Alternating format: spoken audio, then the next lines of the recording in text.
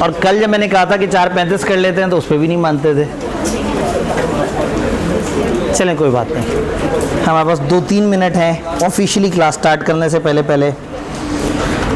मेरा एक सवाल है कि क्या कल जो पढ़ा है वो रिवाइज कर लिया, और क्या जो कल वाला रिवाइज किया वो समझ भी आया? क्या उसमें से कुछ कंटेंट लिखा भी जा सका? क्या उस लिखे हुए को दोबारा पढ़ सके? क्या इस सारे एपिसोड में 6 घंटे लग गए?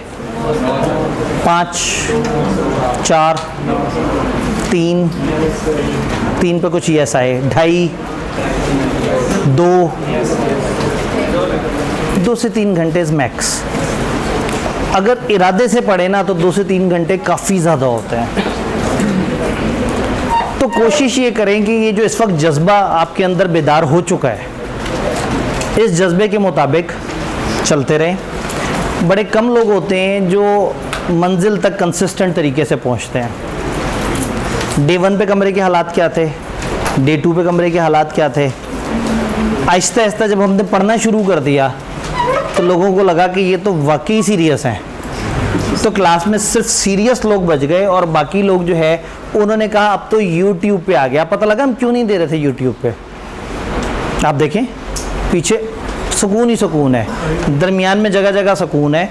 तो तकरीबन 30-40% बच्चे क्लास में से माइनस हो गए ये सोच के कि YouTube पे आ गया है, अब जब मूड होगा तब पढ़ लेंगे।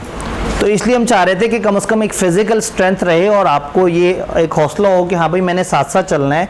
क्योंकि फ़िज़िकल आप जब पता होता है कि कल का ही टारगेट है, परसों का ही टारगेट है और आज का टारगेट मैंने पूरा करना है, तो आप कर लेते हैं। ऑनलाइन में क्या होता है, कंप्यूटर से आपको शर्मिंदगी नहीं होती, वो आपको ये नहीं कहेगा भाईजान आज का टारगेट नहीं पूरा किया। आप ऐसे जाके एक्सेल में चेंज कर देंगे, आप आज की डेट को कल की डेट बना देंगे और मुतमईन होकर कंप्यूटर बंद करके घूमने निकल जाएंगे कि लो भाई मैंने तो अपना प्लान ही चेंज कर लिया। तो इस वजह से हम लोग चाह रहे थे कि शुरू में ज़रा एक कंसिस्टेंसी रहे, लोग फिज़िकली आते रहें और एटलीस्ट एक फ़्लो बन जाए। तो वो कंसिस्टेंसी जिन बच्चों के लिए चाहिए थी वो हमने अचीव कर ली, और जिन बच्चों को हमने भगाना था उनको हमने ऑनलाइन दे के भगा भी दिया। अब जो ऑनलाइन वाले हैं वो अपने मिजाज से अपने पेस पे आहिस्ता आहिस्ता स्लो सोचेंगे कि चलो हम एक दिन ही पीछे रहे हैं ना, कल से हम दोबारा से पकड़ लेंगे। अगर ऑनलाइन वाले मुझे सुन रहे हैं, यानी कि ये कैमरा ये क्लास आप तक पहुंच रही है, तो मैं आज की तारीख बता दूं। आज क्या तारीख है? आज 26 जुलाई है। अब टाइम जोन में मैं फ्यूचर में आगे जाता हूँ। एक बंदा 26 अगस्त को मेरी ये वीडियो सुन रहा है, भाईजान आज 26 जुलाई है, 26 अगस्त नहीं है। ऑनलाइन जब आप अपने पसंद के पैटर्न पे चलते हैं तो फिर ये होता है। बाकी तमाम लोग अपने कंप्यूटर में एक दफ़ा टाइम देख लें कि वो हमसे कितना आगे चल रहे हैं और अब थोड़ा सा सुधर जाएं और थोड़ा तेज़ी से आ जाएं, क्योंकि यहाँ असल फिज़िकल दुनिया के इस फिज़िकल जोन में अब हमारे सिर्फ 7 दिन रह गए। 7 दिन, कल और अगले वीक के 6। आवाज़ कम आ रही है, अभी आवाज़ बेहतर है। मैं तो उसमें टाइम गुजारा था, इंतज़ार कर रहा था 4:40 होने का, पूरे 4:40 हो गए। पढ़ाई की बातें करते हैं। कंपनी समझ आ गई, कंपनी की टाइप समझ आ गई, कंपनी रजिस्टर होने के जो स्टेप्स हैं वो समझ आ गए, पंखा भी लग गया आखिरकार, चाहे उसके साथ बहुत ज़्यादा लड़ाई झगड़े हुए लेकिन लग गया पंखा यहाँ। उन्होंने कहा ये भी लगवा दें, ये देखा ये होता है। फिर जो है ना फिर जो है ना वो एहतजाज बुलंद होना शुरू हो जाते हैं। फिर मुख्तलिफ लोग मुख्तलिफ तमाम तरह के तबके जो है ना वो फिर अपने हकूक़ मांगना शुरू कर देते। तो हमारे पास पहले ये आगे वाले बच्चे इस साइड वाले, फिर आगे वाली ख़वातीन इस साइड वाली। अब पीछे के लोगों के पास भी एक पंखा है, लेकिन जो सबसे पीछे वाले लोग हैं उनके पास पंखा नहीं है, लेकिन उनके पास एक अपॉर्चुनिटी है। वो अपॉर्चुनिटी है कि वो उठ के आगे आ सकते हैं जहाँ जहाँ जगह मिले। इस पंखे के नीचे वाली जगहों पे 3-4 कुर्सियाँ मुझे खाली नज़र आ रही हैं। इस पंखे की थोड़ी सी घूमती हुई हवा उधर जहाँ पहुँचेगी तो वहाँ पे भी 4-5 कुर्सियाँ नज़र आ रही हैं। तो अपने हालात बदलने के 2 तरीके हैं, या आप लोगों से कहें कि आपके हालात बदल जाएं, या अगर ख़ुद बदल सकते हैं बग़ैर वायलेंस के और बग़ैर जो है वो कानून तोड़े, तो अपने हालात बदलने की कोशिश करें। ठीक है जी, यूँ हमने एक पंखे की फरमाइश को जो है ना वो क्लासेस शुरू होने से पहले हमने सारी चीज़ों को एवेल्यूएट किया था, कोशिश किया था कि हम इसमें, क्योंकि रेगुलर क्लास में पंखे नहीं चलते, इस वक्त जब ज़रा ज़्यादा लोग इकट्ठे हो जाएं या ज़्यादा पढ़ना चाह रहे हों, क्योंकि रेगुलर क्लास में शुरू में मौसम मुनासिब होता है, मौसम आहिस्ता आहिस्ता गर्म होना शुरू होता है, क्लास में से आहिस्ता आहिस्ता बच्चे माइनस होना शुरू हो जाते हैं। तो पीक गर्म मौसम में क्लास में आधे बच्चे बैठे होते हैं, तो पंखे की ज़रूरत बेचारी पड़ती नहीं, लेकिन इस वक्त लोग जज्बाती हो जाते हैं, उन्हें पढ़ना होता है। तो क्या आप लोग पढ़ भी रहे हैं? एक भी दिन सुस्ती नहीं करनी लाइफ में ना, 7 दिन अच्छे इंसान बन के साबित करना है कि आप कभी भी कोई कमिटमेंट करें तो आप पूरी कर सकते हैं। और अगर आपने ये आसान कमिटमेंट पूरी कर ली ना, तो कल को मुश्किल कमिटमेंट्स भी पूरी कर लेंगे। लेकिन अगर आज कंपनी लॉ ही घर जाके रिवाइज ना हो सके, जो कि पूरे सीए का सबसे छोटा पेपर है, अगर वो भी डेली ना पढ़ सके, तो इसका मतलब है फिर लाइफ में कभी बड़े चैलेंज फिर आप नहीं ले सकेंगे। तो एक दफ़ा ये छोटा चैलेंज लें और इस छोटे चैलेंज को पूरा करके दिखाएं, मज़ा आएगा। डन। कंपनी बनने का, कंपनी के डॉक्यूमेंट्स के चेंज होने का प्रोसेस समझ आ गया है, कंपनी के शेयर कैपिटल में क्या होता है वो हमें समझ आ गया, कंपनी डिविडेंड कैसे देती है, क्या क्या दे सकती है, वो सारी बात हमें समझ आ गई। आज का हमारा आसान चैप्टर है। इस चैप्टर में से टेक्निकल सवाल नहीं आता, मैंने टेक्निकल सवाल इधर से आते नहीं देखा। यहाँ से वो मेजॉरिटी ऑफ द टाइम, बल्कि शायद मैं कह सकता हूँ कि तकरीबन 99% ऑफ द टाइम वो रट्टे वाला सवाल पूछ रहे होते हैं। चैप्टर का नाम है अकाउंट्स एंड एनुअल रिटर्न। इसका नाम होना चाहिए अकाउंट्स और थोड़ी सी एनुअल रिटर्न। अकाउंट्स और एनुअल रिटर्न से ऐसा लगता है कि पता नहीं शायद आधा अकाउंट्स हो और आधा एनुअल रिटर्न। एनुअल रिटर्न बेचारी आधे सफ़े का टॉपिक है। अकाउंट्स के जब इस चैप्टर को स्टार्ट करते हैं तो इसके अंदर 6 ब्रॉड एरियाज़ हैं जो आपको बिल्कुल नज़र नहीं आएंगे। ये 6 एरियाज़ हैं। 1 2 3 यहाँ से शुरू हो रहे हैं, ऊपर से यहाँ से शुरू हो रहे हैं। इसका मतलब आपको मुझे लग रहा है यहाँ से शुरू हो रहे हैं। अगर हम अचानक से 1 3 करेंगे ना, देखें तो 1 3 2 को भी गायब करके देखते हैं क्या बनता है।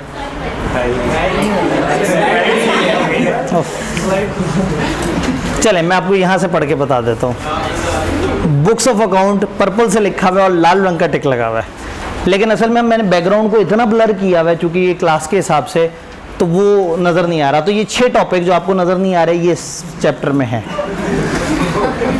देखा, इस चैप्टर में कोई मसला नज़र नहीं आ रहा। चलें अब लाइट ओपन कर देते हैं। हमने एक सोशल एक्सपेरिमेंट किया लेकिन बात नहीं बनी। मुझे एक और ख़तरा भी है, ये पूरी स्क्रीन दिखा भी रहा है या नहीं? हाँ ये देखे ना, क्या वो दया कुछ तो गड़बड़ है।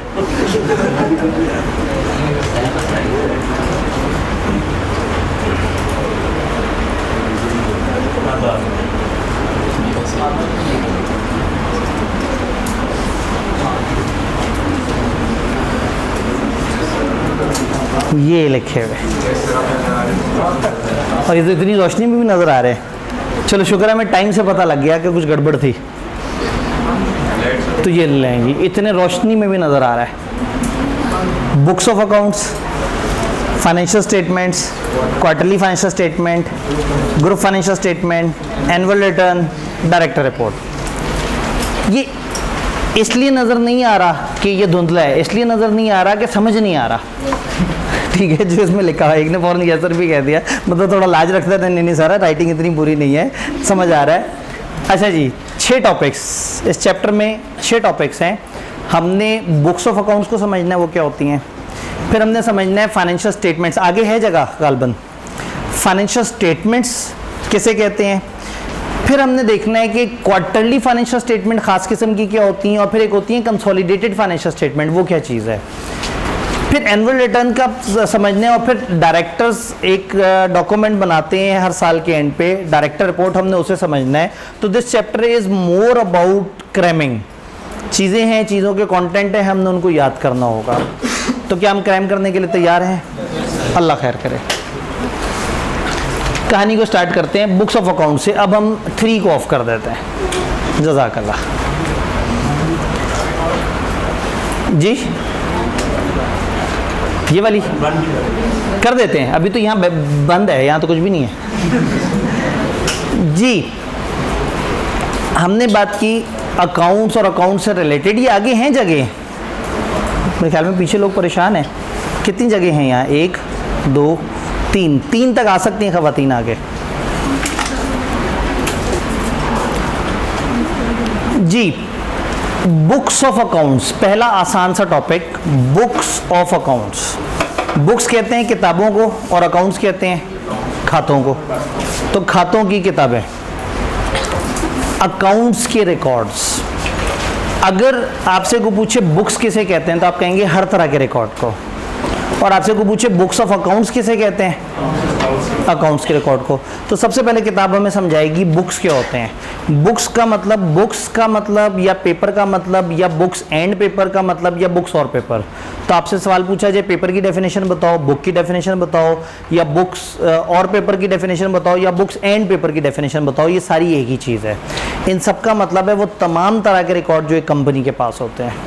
तो एक कंपनी के पास किस किस्म के रिकॉर्ड होते हैं? राइटिंग्स होती हैं, रसीदें होती हैं, वाउचर्स होते हैं, ट्रायल होते हैं, अकाउंट्स के रिकॉर्ड होते हैं, रजिस्टर्स होते हैं, डेटाबेसेस होती हैं। ये सारे रिकॉर्ड्स को हम कहते हैं बुक्स। ज़रूरी नहीं कि ये फिज़िकल बुक्स ही हों। पुराने ज़माने में खाते होते थे, लंबे लंबे से रजिस्टर होते थे, उस पर रिकॉर्ड होता था। आज के ज़माने में ये फिज़िकल रजिस्टर भी हो सकते हैं, कंप्यूटर बेस्ड भी हो सकते हैं। तो बुक समझ आया। अब बुक्स के साथ एडवांस वर्ड हमने समझने, books of accounts. Books of accounts का मतलब है अकाउंट्स के रिकॉर्ड्स। अकाउंट्स के रिकॉर्ड से क्या मुराद है? 3 तरह के रिकॉर्ड्स को हम हमेशा बुक्स ऑफ अकाउंट्स कहेंगे। 3 तरह के रिकॉर्ड्स को, कंपनी के वो सारे रिकॉर्ड जो कंपनी की तमाम रिसीट्स एंड पेमेंट्स को डील कर रहे हैं, यानी कि पैसे के आने जाने के रिकॉर्ड्स, तमाम एसेट्स लाइबिलिटीज़ के रिकॉर्ड्स, तमाम इनकम एक्सपेंसेस वगैरह के रिकॉर्ड, स्पेसिफिकली सेल परचेजेस वगैरह के record, receipt payment, sale purchase, asset liabilities, इन तीनों के रिकॉर्ड्स को क्या कहेंगे? Books of accounts. फिर अगर कुछ ऐसी कंपनियां हैं जो मैन्युफैक्चरिंग टाइप का काम करती हैं, माइनिंग का काम करती हैं, प्रोडक्शन का काम करती हैं, वो कंपनियां जिनके लिए आप प्रोडक्शन ओवरहेड्स की लंबी चौड़ी अकाउंटिंग कर रहे होते हैं, जिसके लिए कॉस्ट अकाउंटिंग कर रहे होते हैं। आपको पता है ट्रेडिंग कंपनी बहुत आसान सी है, चीज़ परचेज़ की, आगे बेचा तो आराम से जनाब उन्होंने सेल में से परचेज माइनस किया, कहानी ख़त्म हो गई। लेकिन जो मैन्युफैक्चरिंग है वो cost of good manufactured, material कितना लगा, लेबर कितना लगा, बिजली कितनी लगी, ओवरहेड एब्जॉर्ब कितने हुए थे, फलाना कितना हुआ था। तो ये बेसिकली ये तमाम रिकॉर्ड्स जो आपके डील कर रहे होते हैं कॉस्ट अकाउंटिंग को, ये शामिल करने हैं आपने उस तरह की कंपनी में जो खुद मैन्युफैक्चरिंग टाइप का काम करती हो। तो बुक्स ऑफ अकाउंट्स में 4 चीज़ें होती हैं मैन्युफैक्चरिंग कंपनियों में, और 3 चीज़ें होती हैं बाकी कंपनियों में। वो 3 तो हैं ही हैं, receipt payment, sale purchase, asset liabilities, और जो मैन्युफैक्चरिंग कर रही हैं उसमें एडिशनली कॉस्ट अकाउंटिंग के रिकॉर्ड्स भी। तो सबसे पहले तो ये 2 डेफिनेशंस देखने की कोशिश करते हैं, बुक्स एंड पेपर या बुक्स ऑफ अकाउंट्स। ये बुक्स एंड पेपर या बुक्स, इसमें क्या इंक्लूड है? बुक्स ऑफ अकाउंट्स हैं, कॉस्ट अकाउंटिंग के रिकॉर्ड्स हैं, डीड्स हैं, वोचर्स हैं, राइटिंग हैं, डॉक्यूमेंट्स हैं, मिनट्स हैं, रजिस्टर हैं, चाहे पेपर पे हो चाहे, यानी कि बुक्स का मतलब है हर तरह का रिकॉर्ड, चाहे अकाउंट्स का रिकॉर्ड है, चाहे वो कोई और लिखत पढ़ाता है। लेकिन हमारे लिए जो काम का वर्ड है बुक्स ऑफ अकाउंट्स, इसमें रिकॉर्ड्स हैं all sum of money received and expended by company, और जो भी उन रिसीट एंड एक्सपेंडिचर से रिलेटेड बाकी चीज़ें थी वो सारी, सेल एंड परचेजेस, सारे एसेट्स एंड लाइबिलिटीज रुक गए, items of cost in respect of production, processing, manufacturing और माइनिंग एक्टिविटीज़। इस तरह की अगर कोई एक्टिविटीज़ हैं तो उसमें चौथी चीज़ इजाफी क्या होगी?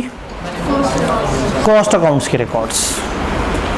तो सबसे पहले तो हम लोगों ने ये समझा कि वो बुक्स और बुक्स ऑफ अकाउंट्स क्या है।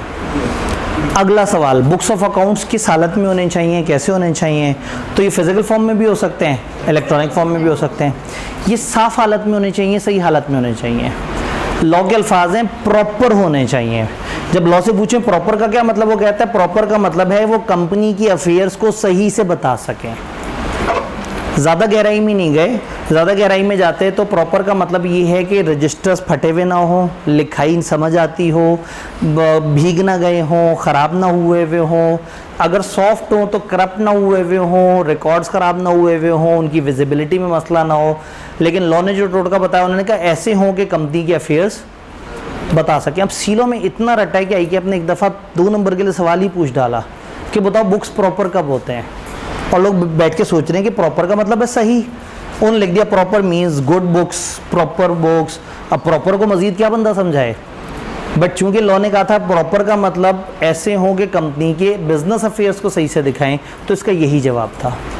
तो इस हद तक उन्हें पसंद होता है रटा कि वो एक लाइन बीच में से उठा के उसमें से सवाल पूछ लेते हैं। तो प्रॉपर होने चाहिए। कब तक संभाल के रखने हैं? 10 साल तक संभाल के रखने हैं। एट एनी गिवन टाइम आपके पास पिछले 10 साल के सारे रिकॉर्ड्स होने चाहिए। आपसे कभी भी पूछ सकते हैं, अगर कंपनी कम अरसा हुआ बने तो कम अरसे के, अदरवाइज 10 साल के रिकॉर्ड आपके पास हर वक्त होने चाहिए। इवन यहाँ तक है कि कंपनी की वाइंडिंग अप भी शुरू हो जाए ना, तो भी आपके पास 10 साल के रिकॉर्ड्स पिछले महफूज होने चाहिए। कंपनी जब बंद होगी उस दिन आपने रिकॉर्ड डिस्पोज ऑफ करने हैं, लेकिन जब तक बंद पूरे तरीके से नहीं हुई तब तक आपके पास ये रिकॉर्ड मेंटेन होने चाहिए। यहाँ तक की डिस्कशन किताब से पूछते हैं। यहाँ थोड़ी सी दिक्कत होगी, यहाँ हम उसको ऑफ कर देते हैं 1 को।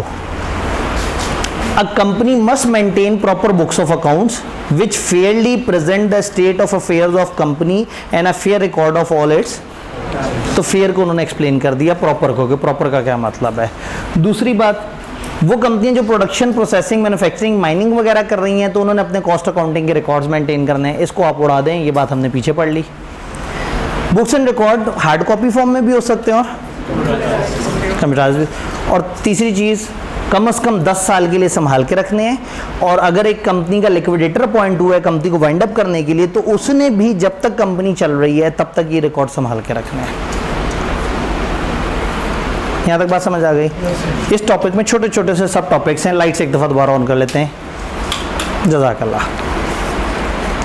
अगला कीमती सवाल, ये जो बुक्स ऑफ अकाउंट्स हैं ये रखने कहाँ हैं, किस जगह पे होने चाहिए? तो हमारे पास एक बड़ी पसंदीदा जगह है रजिस्टर्ड ऑफिस। तो आपके बुक्स ऑफ अकाउंट्स आपके रजिस्टर्ड ऑफिस पे होने चाहिए। याद रहे, मैं अकाउंट्स नहीं बोल रहा, बुक्स ऑफ अकाउंट्स बोल रहा हूँ। यानी इसमें ट्रायल, लेजर, रजिस्टर्स, इस तरह की चीज़ें आ रही हैं जिसमें इनकम, एक्सपेंस और वो वाले सारे रिकॉर्ड है। ये बुक्स ऑफ अकाउंट्स आपने रजिस्टर्ड ऑफिस पे रखना है, रूल नंबर 1। रूल नंबर 2, अगर आपको चाहिए कि आप इसे किसी और जगह रखें, फॉर एग्जांपल आप अपनी फैक्ट्री पे रखना चाहते हैं, तो इजाज़त है, डायरेक्टर्स ये डिसीजन लें और रजिस्ट्रार को इंटीमेट कर दें कि हम अपने बुक्स चेंज करने लगे हैं उनकी जगह। पूछना नहीं है, उसे बता देना है कि हम अपनी पोजीशन बुक्स की चेंज कर रहे हैं और आप दूसरी जगह पे रखना शुरू कर दें। तीसरा रूल, अगर आपकी कंपनी की ब्रांचेज हैं बहुत सारी, तो ब्रांचेज वाली कंपनी अगर सारा रजिस्टर्ड ऑफिस ही उस जगह पे रखेंगे तो फिर अपने पास क्या होगा? तो रूल ये है कि ब्रांचेज वाली कंपनी सारी अकाउंटिंग करें ब्रांचेस पे, पीरियोडिकल बेसिस पे कुछ समरीज उठा के अपने रजिस्टर्ड ऑफिस भेज दिया करें। फॉर एग्जांपल वो तय कर लें हम हर हफ्ते के हफ्ते पूरे अकाउंट्स की समरी बनाएंगे और भेज दिया करेंगे अपने, तो कि कोई भी टाइम पीरियड तय करें और उसकी पीरियोडिकल समरीज कहाँ अवेलेबल कर दें? रजिस्टर्ड ऑफिस पे। ओरिजिनल कॉपीज़ अपने पास रखें। और अगर उन्होंने रजिस्टर्ड ऑफिस नहीं किसी और जगह रखे हुए अकाउंट्स, तो ये पीरियोडिकल समरीज उस किसी और जगह पे अवेलेबल करते हैं। याद रहेगा? तो ये सवाल कि बुक्स ऑफ अकाउंट्स कहाँ रखे जाएंगे? A company must maintain proper books of books कहाँ रखी जाएंगी? बुक्स रजिस्टर्ड ऑफिस पे रखी जाएंगी। क्लियर है? डायरेक्टर में opt to keep this books at some, किसी और प्लेस पे भी रख सकते हैं। बस एक रेजोल्यूशन पास करेंगे अपनी मीटिंग में, 7 दिनों में रजिस्ट्रार को इंटीमेट कर देंगे, बता देंगे, इन्फॉर्म कर देंगे। पहला रूल क्या है, कहाँ रखना है? दूसरा रूल है कि नहीं, आप चाहें तो किसी और जगह रखना चाहें तो रेजोल्यूशन पास करके बता दें। तीसरा, अगर कंपनी की ब्रांच ऑफिस है तो प्रॉपर बुक्स उस ब्रांच के मेंटेन होंगे ब्रांच पे, और summarise return should reach registered office या अदर स्पेसिफाइड प्लेस पीरियोडिकली। जी, अब जो सॉफ्ट वाले हैं वो भी रजिस्टर्ड ऑफिस, या सॉफ्ट वाले भी आप रजिस्टर्ड ऑफिस पे फिर आपका सॉफ्टवेयर होना चाहिए, वहाँ से उसकी एक्सेस होनी चाहिए और वहाँ आप उस पर अवेलेबल कर दें। हमारे सिलेबस में ना इन्होंने ज़्यादातर फिजिकल दौर वाली बातें की, इलेक्ट्रॉनिक के अंदर क्या होता है वो बात नहीं की। आज के दौर में ई फाइलिंग का कॉन्सेप्ट है, कंपनियों को पूरे पोर्टल दिए हुए एससीसीपी ने, कंपनी अपने रिकॉर्ड उन पोर्टल्स पे रखते हैं और एससीसीपी को भी ऑनलाइन ही चीज़ें फॉरवर्ड कर रहे होते हैं। लेकिन हम उतना पढ़ेंगे जितना हमारी किताब हमें बताती जाएगी। तो ये 3 तरीके समझ आ गए। अब इससे अगले लेवल पे जाते हैं। बुक्स ऑफ अकाउंट्स हमने रख लिए, क्या इन बुक्स ऑफ अकाउंट्स की इंस्पेक्शन की जा सकती है? जवाब ये है कि डायरेक्टर्स कर सकते हैं, मेंबर्स नहीं कर सकते। कंपनी के जो बुक्स ऑफ अकाउंट्स हैं, कंपनी के डायरेक्टर्स को ये खुल्लम खुला इजाज़त है कि ड्यूरिंग बिजनेस आवर्स कभी भी किसी भी एम्प्लॉय से कह सकते हैं मुझे वो रिकॉर्ड ला के दो। इवन दूसरे मुल्क में भी रिकॉर्ड पड़ा हुआ है तो वो पाकिस्तान मंगवा सकते हैं कि मैंने उसको चेक करना है। कंपनी का कोई एम्प्लॉई कानूनी तौर पे इनकार नहीं कर सकता कंपनी के डायरेक्टर को कि उसने इन्फॉर्मेशन मांगी और ये कहे मैं आपको इन्फॉर्मेशन नहीं दिखाऊंगा। तो डायरेक्टर कानूनी तौर पे हक रखता है कि वो कभी भी अपने बुक्स ऑफ अकाउंट्स को इंस्पेक्ट करना चाहे तो इंस्पेक्ट कर सकता है, लेकिन मेंबर्स के पास इख्तियार नहीं है। अजीब सी बात नहीं है? मालिक हैं कंपनी के, तो कंपनी के मालिकों को इख्तियार नहीं दिया।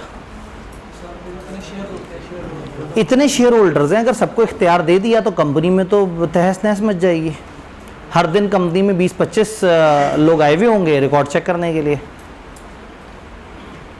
वो क्यों आए हुए होंगे? घर का एसी नहीं चल रहा होगा। जैसे गर्मियों में स्टूडेंट्स बहुत ज़्यादा पढ़ना शुरू कर देते हैं कॉलेज में, सर्दियों में वो स्टूडेंट्स हम ढूंढते रह जाते हैं। पिछला जो सर्दियों का सेशन था उसमें 50 बंदों की लाइब्रेरी की हमारी जगह थी और पेपर आने से 2 महीने पहले तक वो 50 कभी फिल नहीं हुई थी और पेपर के करीब लोगों ने ज़्यादा पढ़ना शुरू कर दिया था। वही बच्चे पिछली दफ़ा से ज़्यादा थके हुए, बल्कि मतलब हर अगले सेशन में लोग जवाल की तरफ जा रहे होते हैं, लेकिन इस दफ़ा 400 बच्चे पढ़ रहे होते हैं डेली। रीज़न बच्चों को पढ़ने का शौक़ शायद इतना ज़्यादा नहीं है। रीज़न ये है कि हॉस्टल्स में ज़रा हालात ख़राब हैं, गर्मी है, तो वो कहते हैं चलो कॉलेज आके वो जो गेम शेम खेलनी है किताब सामने रखेंगे और ऐसे करके मोबाइल पे गेम खेल लेंगे। हमारी तो लाइब्रेरी मशहूर है, यहाँ की तस्वीरें जाती हैं जी, बच्चे ड्रामे देख रहे हैं, बच्चे फिल्में देख रहे हैं। तो खैर कहने का मतलब ये है कि अगर मेंबर्स को आपने इतना ही ओपन इजाज़त दे दी, जैसे बच्चों को कि बच्चों जब नहीं पढ़ा जा रहा हो लाइब्रेरी में आके पढ़ लेना, तो फिर होगा ये कि पढ़े या ना पढ़े लेकिन लोग लाइब्रेरी ज़रूर आ जाएंगे। तो कंपनी के पास लोग आ जाएंगे बिला वजह। हर वक्त आए दिन कंपनी में 25-30 बंदे बैठे हुए होंगे। जी ये बंदा क्यों आया जी, मैं 6 साल पुराना रिकॉर्ड देखना चाह रहा हूँ सेल्स का। ये क्यों आया हुआ है, ये 2 साल पुराना बैड डेट्स का रिकॉर्ड देखना चाह रहा हूँ। तो मेंबर को इजाज़त दे दी तो कंपनी के आधे लोग तो उन्हीं को फैसिलिटेट करते रह जाएंगे। तो लॉ ने एब्सोल्युटली मना कर दिया। उन्होंने कहा मेंबर्स के पास राइट नहीं है। हाँ, अगर हमने किसी और सेक्शन में किसी खास रिकॉर्ड की इजाज़त दे दी तो वो इजाज़त है। उसके अलावा ये कंपनी की पॉलिसी, अगर कंपनी के मेंबर्स या डायरेक्टर्स अपनी मीटिंग में कोई खास इजाज़त दे दें तो दे दें।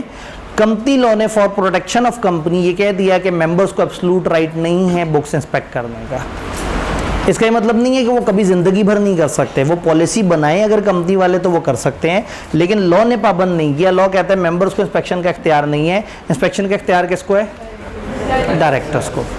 अब किताब से पढ़ते हैं। यहाँ पे हमें 1 और बल्कि 3 inspection of books by director. Directors are entitled to inspect books during business hours. अगर कोई फाइनेंशियल इन्फॉर्मेशन आउटसाइड कंट्री है तो कॉपीज़ मेंटेन की जाएंगी और डायरेक्टर को अवेलेबल कर दी जाएंगी। एम्प्लॉइज़ डायरेक्टर को इस इंस्पेक्शन के लिए फुल असिस्टेंस प्रोवाइड करेंगे, फुल सपोर्ट देंगे, फुल साथ देंगे।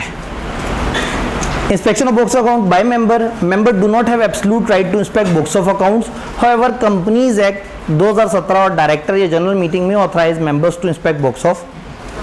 एब्सोल्यूट इख्तियार नहीं है, लेकिन कंपनी लॉ किसी और जगह या डायरेक्टर या जनरल मीटिंग अगर किसी खास जगह को ऑथराइज करना चाहें तो कर सकते हैं। बाय डिफ़ॉल्ट मेंबर्स के पास बुक्स ऑफ अकाउंट्स देखने का इख्तियार नहीं है।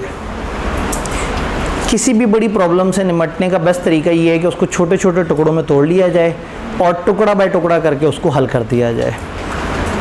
टेलर साइंटिफिक मैनेजमेंट दुनिया में बड़ी मशहूर है 1950 के टाइम से, और उसने ये कहा था कि ऑर्गेनाइजेशंस को चाहिए कि वो बड़े बड़े टास्क को छोटे छोटे हिस्सों में डिवाइड कर लें, और जब एक वक्त में वो एक टास्क कर रहे होंगे तो उनको मुसीबत ज़्यादा फील नहीं होगी। तो इस चैप्टर को हमने 6 हिस्सों में तोड़ लिया। इसमें 6 टॉपिक है जिनमें से एक टॉपिक ख़त्म हो गया। डन। सिर्फ 5 टॉपिक रह गए। ये ऐसे ही जैसे हम कहते हैं सिर्फ 7 दिन रह गए। फीलिंग बड़ी अच्छी से आती है। अब ये दरमियाना टॉपिक था, एक जो सबसे बड़ा टॉपिक है वो इसके बिल्कुल साथ है, और फिर कुछ और छोटे टॉपिक हैं। तो शुरू में छोटे टॉपिक करके एंड पे बड़े टॉपिक को वो करना है, या शुरू में एक दफ़ा ज़रा हिम्मत है तो ज़रा एक दफ़ा तगड़ा वाला टॉपिक कर लें और बाद में छोटे छोटे बड़े वाला। वाजिब, हमारे पास इतने हिम्मत वाले बच्चे मौजूद हैं। अब टॉपिक है अकाउंट्स, फाइनेंशियल स्टेटमेंट्स। अभी तक हमने पढ़ा बुक्स ऑफ अकाउंट्स, अब हम पढ़ने लगे हैं फाइनेंशियल स्टेटमेंट्स यानी कि अकाउंट्स। ये बुक्स ऑफ अकाउंट्स और अकाउंट्स में फ़र्क होता है? बुक्स ऑफ अकाउंट्स क्या होते हैं? रिकॉर्ड्स वगैरह, लेजर शेजर ट्रायल, ये सारे बुक्स ऑफ अकाउंट्स हैं। तो अकाउंट्स वो जो आपके फाइनेंशियल स्टेटमेंट्स हैं। तो किताब ने फाइनेंशियल स्टेटमेंट्स की डेफिनेशन दे दी, बिल्कुल भी इस चीज़ की हया नहीं की कि बच्चे अकाउंटेंट हैं, किन बच्चों को क्या सिखा रहे हो।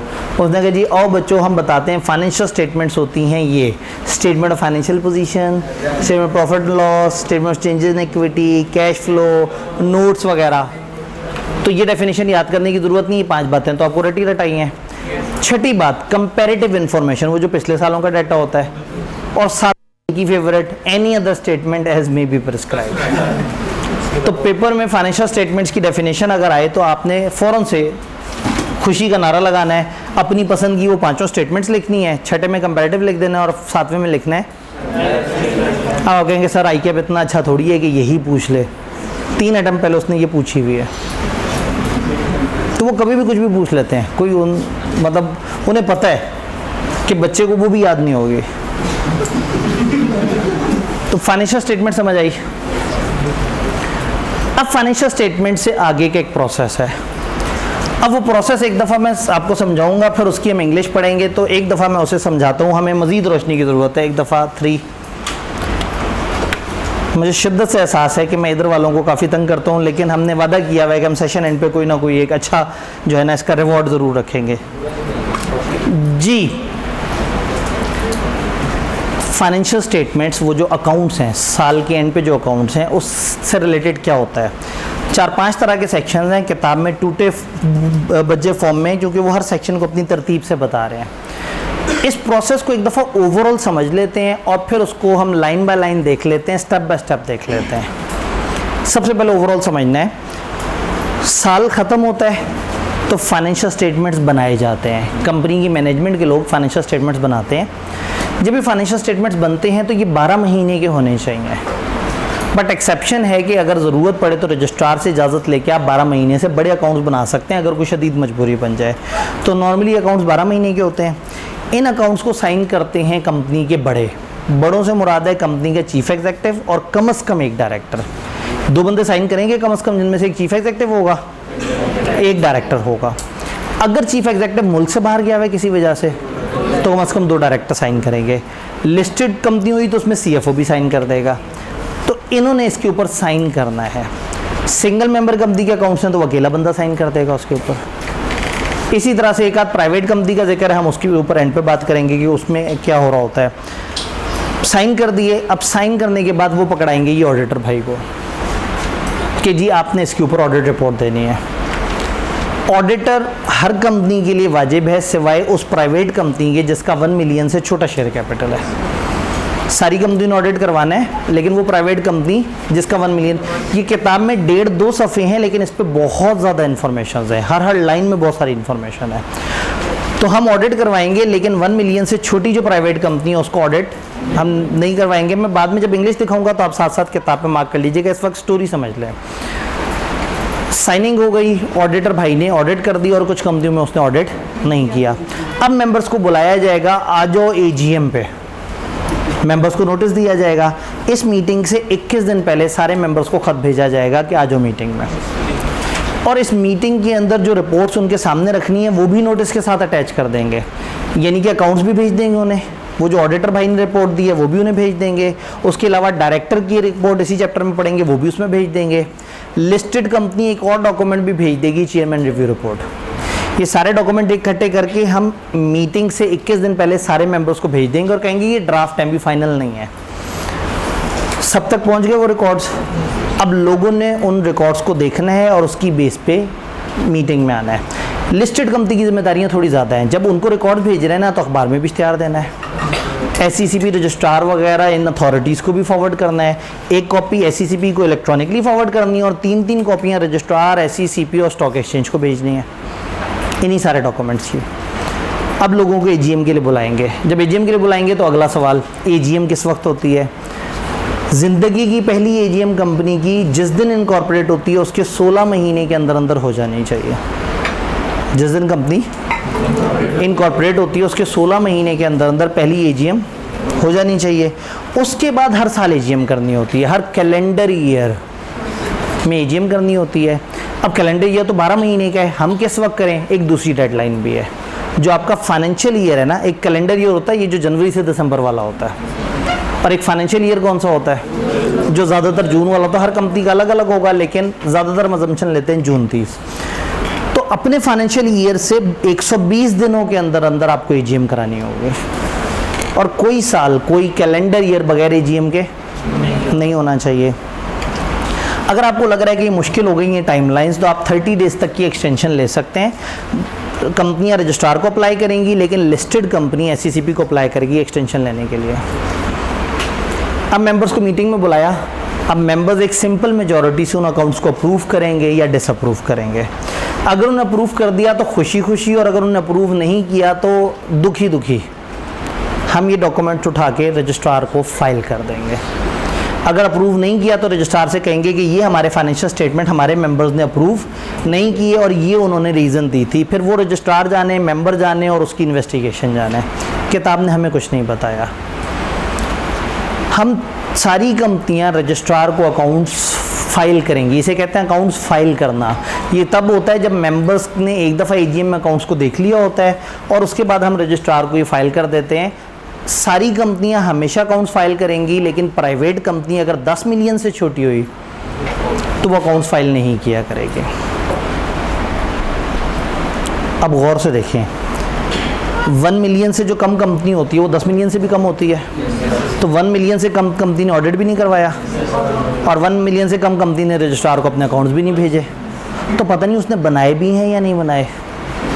पीछे चलते हैं, वो एक टॉपिक जहाँ सारे लोग साइन कर रहे थे अकाउंट्स पे। अगर एक प्राइवेट कंपनी 1 मिलियन से नीचे हुई तो उसके बड़ों ने एफिडेविट देना है, हल्फिया बयान देना है कि हमारे अकाउंट्स मौजूद हैं, हमने देखे हैं, ताकि कल को अगर किसी भी वक्त उनसे अकाउंट्स मांगे जाएं तो वो रिस्पॉन्सिबल हों पर्सनली वो अकाउंट्स दिखाने के लिए। तो अकाउंट्स की प्रिपरेशन, अकाउंट्स की ऑथेंटिकेशन, फिर अकाउंट्स का ऑडिट, फिर AGM बुलाना, फिर AGM में मेंबर्स की अप्रूवल, फिर उसको फाइल करना रजिस्ट्रार के पास, ये सारे स्टेप्स हैं। तो इस एक टॉपिक में ये सारे स्टेप हैं और इन सारे स्टेप में छोटी छोटी सी बहुत सारी इन्फॉर्मेशन है। ये काम इतने दिन में करना है, ये ऐसे करना है, लिस्टेड कंपनी इजाफी ऐसे करेगी, और इसमें जगह जगह कुछ एक्सेप्शंस भी हैं। तो समझ आ जाने के बाद भी ये स्ट्रांगली रिकमेंडेड है कि इसको लाजमी क्रैम कर लेना है, क्योंकि इसमें छोटी छोटी सी बहुत सारी इन्फॉर्मेशन है। तो हो जाए खतरों से टक्कर, खतरों से टक्कर करते हैं। अभी खतरों से टक्कर में हमारा माउस अल्लाह करे हमें सपोर्ट करे, मुझे नहीं लग रहा है ज़्यादा सपोर्ट करेगा, देखते हैं, क्योंकि मेरे पास डाटा बहुत ही बारीक है। सर अगर प्राइवेट कंपनी अगर प्राइवेट कंपनी किसी पब्लिक की सब्सिडरी हो फिर क्या होगा? इस सेक्शन को कोई मसला नहीं है इससे। कुछ जगह हम कहते हैं ना प्राइवेट अगर सब्सिडी हुई तो ये रूल होगा वो रूल होगा, यहाँ हम इस तरह की बातें नहीं कर रहे, इस सेक्शन में नहीं कर रहे, डायरेक्टर रिपोर्ट में जाके कर लेंगे। इस सेक्शन में प्राइवेट कंपनी अगर 1 मिलियन से कम है तो ऑडिट नहीं करवाएगी, 10 मिलियन से कम है तो फाइल नहीं करेगी इस सेक्शन में। लेकिन आप इसको कंफ्यूज एक और सेक्शन से ना करें, एक दो और सेक्शन में अगर आप सब्सिडरी हैं पब्लिक की तो भी आप फंस जाते हैं। लें जी, डाटा है अखीर बारीक, पहले तो 1 2 3 करना पड़ेगा, पढ़ा फिर भी नहीं जाएगा क्योंकि बहुत बारीक है। तो फिर मैं इस पर करूँगा, जूम करने के लिए एक अच्छा माउस चाहिए जो नहीं है, तो फिर मैं ऐसे करूँगा और फिर मैं ऐसे ऐसे करके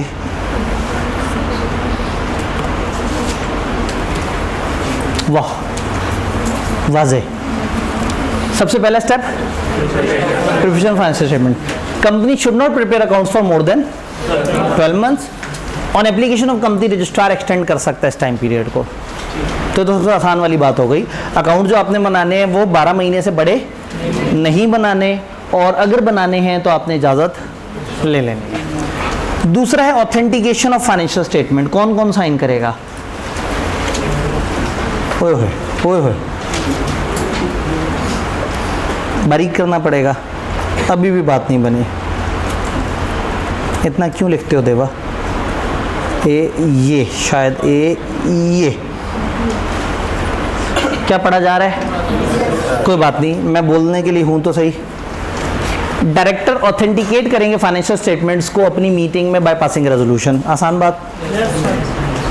चीफ एग्जीक्यूटिव और कम से कम एक डायरेक्टर अपने सिग्नेचर पुट करेंगे उन पे, और लिस्टेड कंपनी में सीएफओ भी साइन करेगा।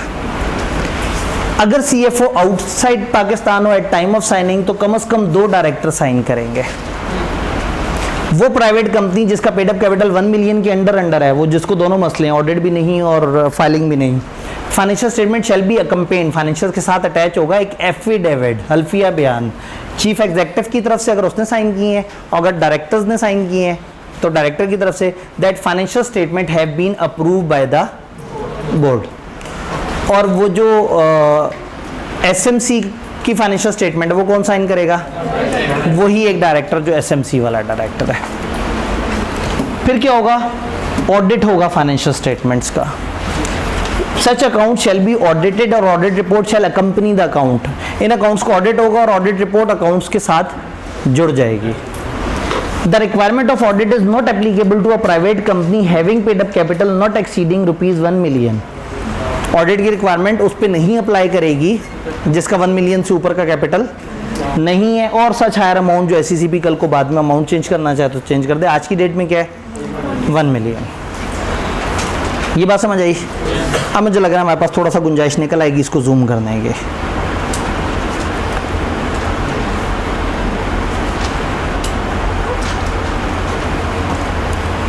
अब क्या होना है? अब हमने भेजना है एजीएम का नोटिस। बातें हमने सारी की हुई हैं, अब सिर्फ मैं इंग्लिश दिखा रहा हूँ। Copy of these financial statement along with auditor की report and along with director की रिपोर्ट, और अगर लिस्टेड कंपनी है तो एक और रिपोर्ट भी, chairman review report, accounts, auditor की रिपोर्ट, डायरेक्टर की रिपोर्ट, और लिस्टेड में चेयरमैन रिव्यू रिपोर्ट भी उठा के आप सारे मेंबर्स को भेज देंगे मीटिंग से 21 दिन पहले। लिस्टेड कंपनी कम से कम 3 कॉपी साथ साथ एससीसीपी रजिस्ट्रार और स्टॉक एक्सचेंज को भी भेज देंगे। 3 कॉपीज, 3 कॉपियां 3 इदारों को भेजने से ऐसा लगता है कि एक कॉपी एक को भेज दी। 3 कॉपीज तीनों इदारों को, एंड इलेक्ट्रॉनिकली 1 कॉपी एससीसीपी को। डन। देन टाइमलाइन एजीएम की, थोड़े से मार्जिन से रह गए। Once in every calendar year, हर साल कम से कम एक दफ़ा ऐसा होगा, डायरेक्टर्स आर रिक्वायर्ड के फाइनेंशियल स्टेटमेंट मेंबर्स के सामने जनरल मीटिंग में रखें। और हर साल में वो टाइम कब आएगा? With in 120 days of close of financial. ये सेक्शन एसएमसी पे एप्लीकेबल नहीं है। एसएमसी सालाना अपने तमाम मेंबर्स को बुला के उनके सामने मत रखे सारे अकाउंट्स। एक ही मेंबर है तो ठीक है, उसे तो पता ही है। तो बाकी कंपनियां सालाना सारे मेंबर्स को बुला के उनके सामने अकाउंट्स रख रही हैं। फर्स्ट अकाउंट्स के केस में ये 16 महीने के अंदर हो जाना चाहिए।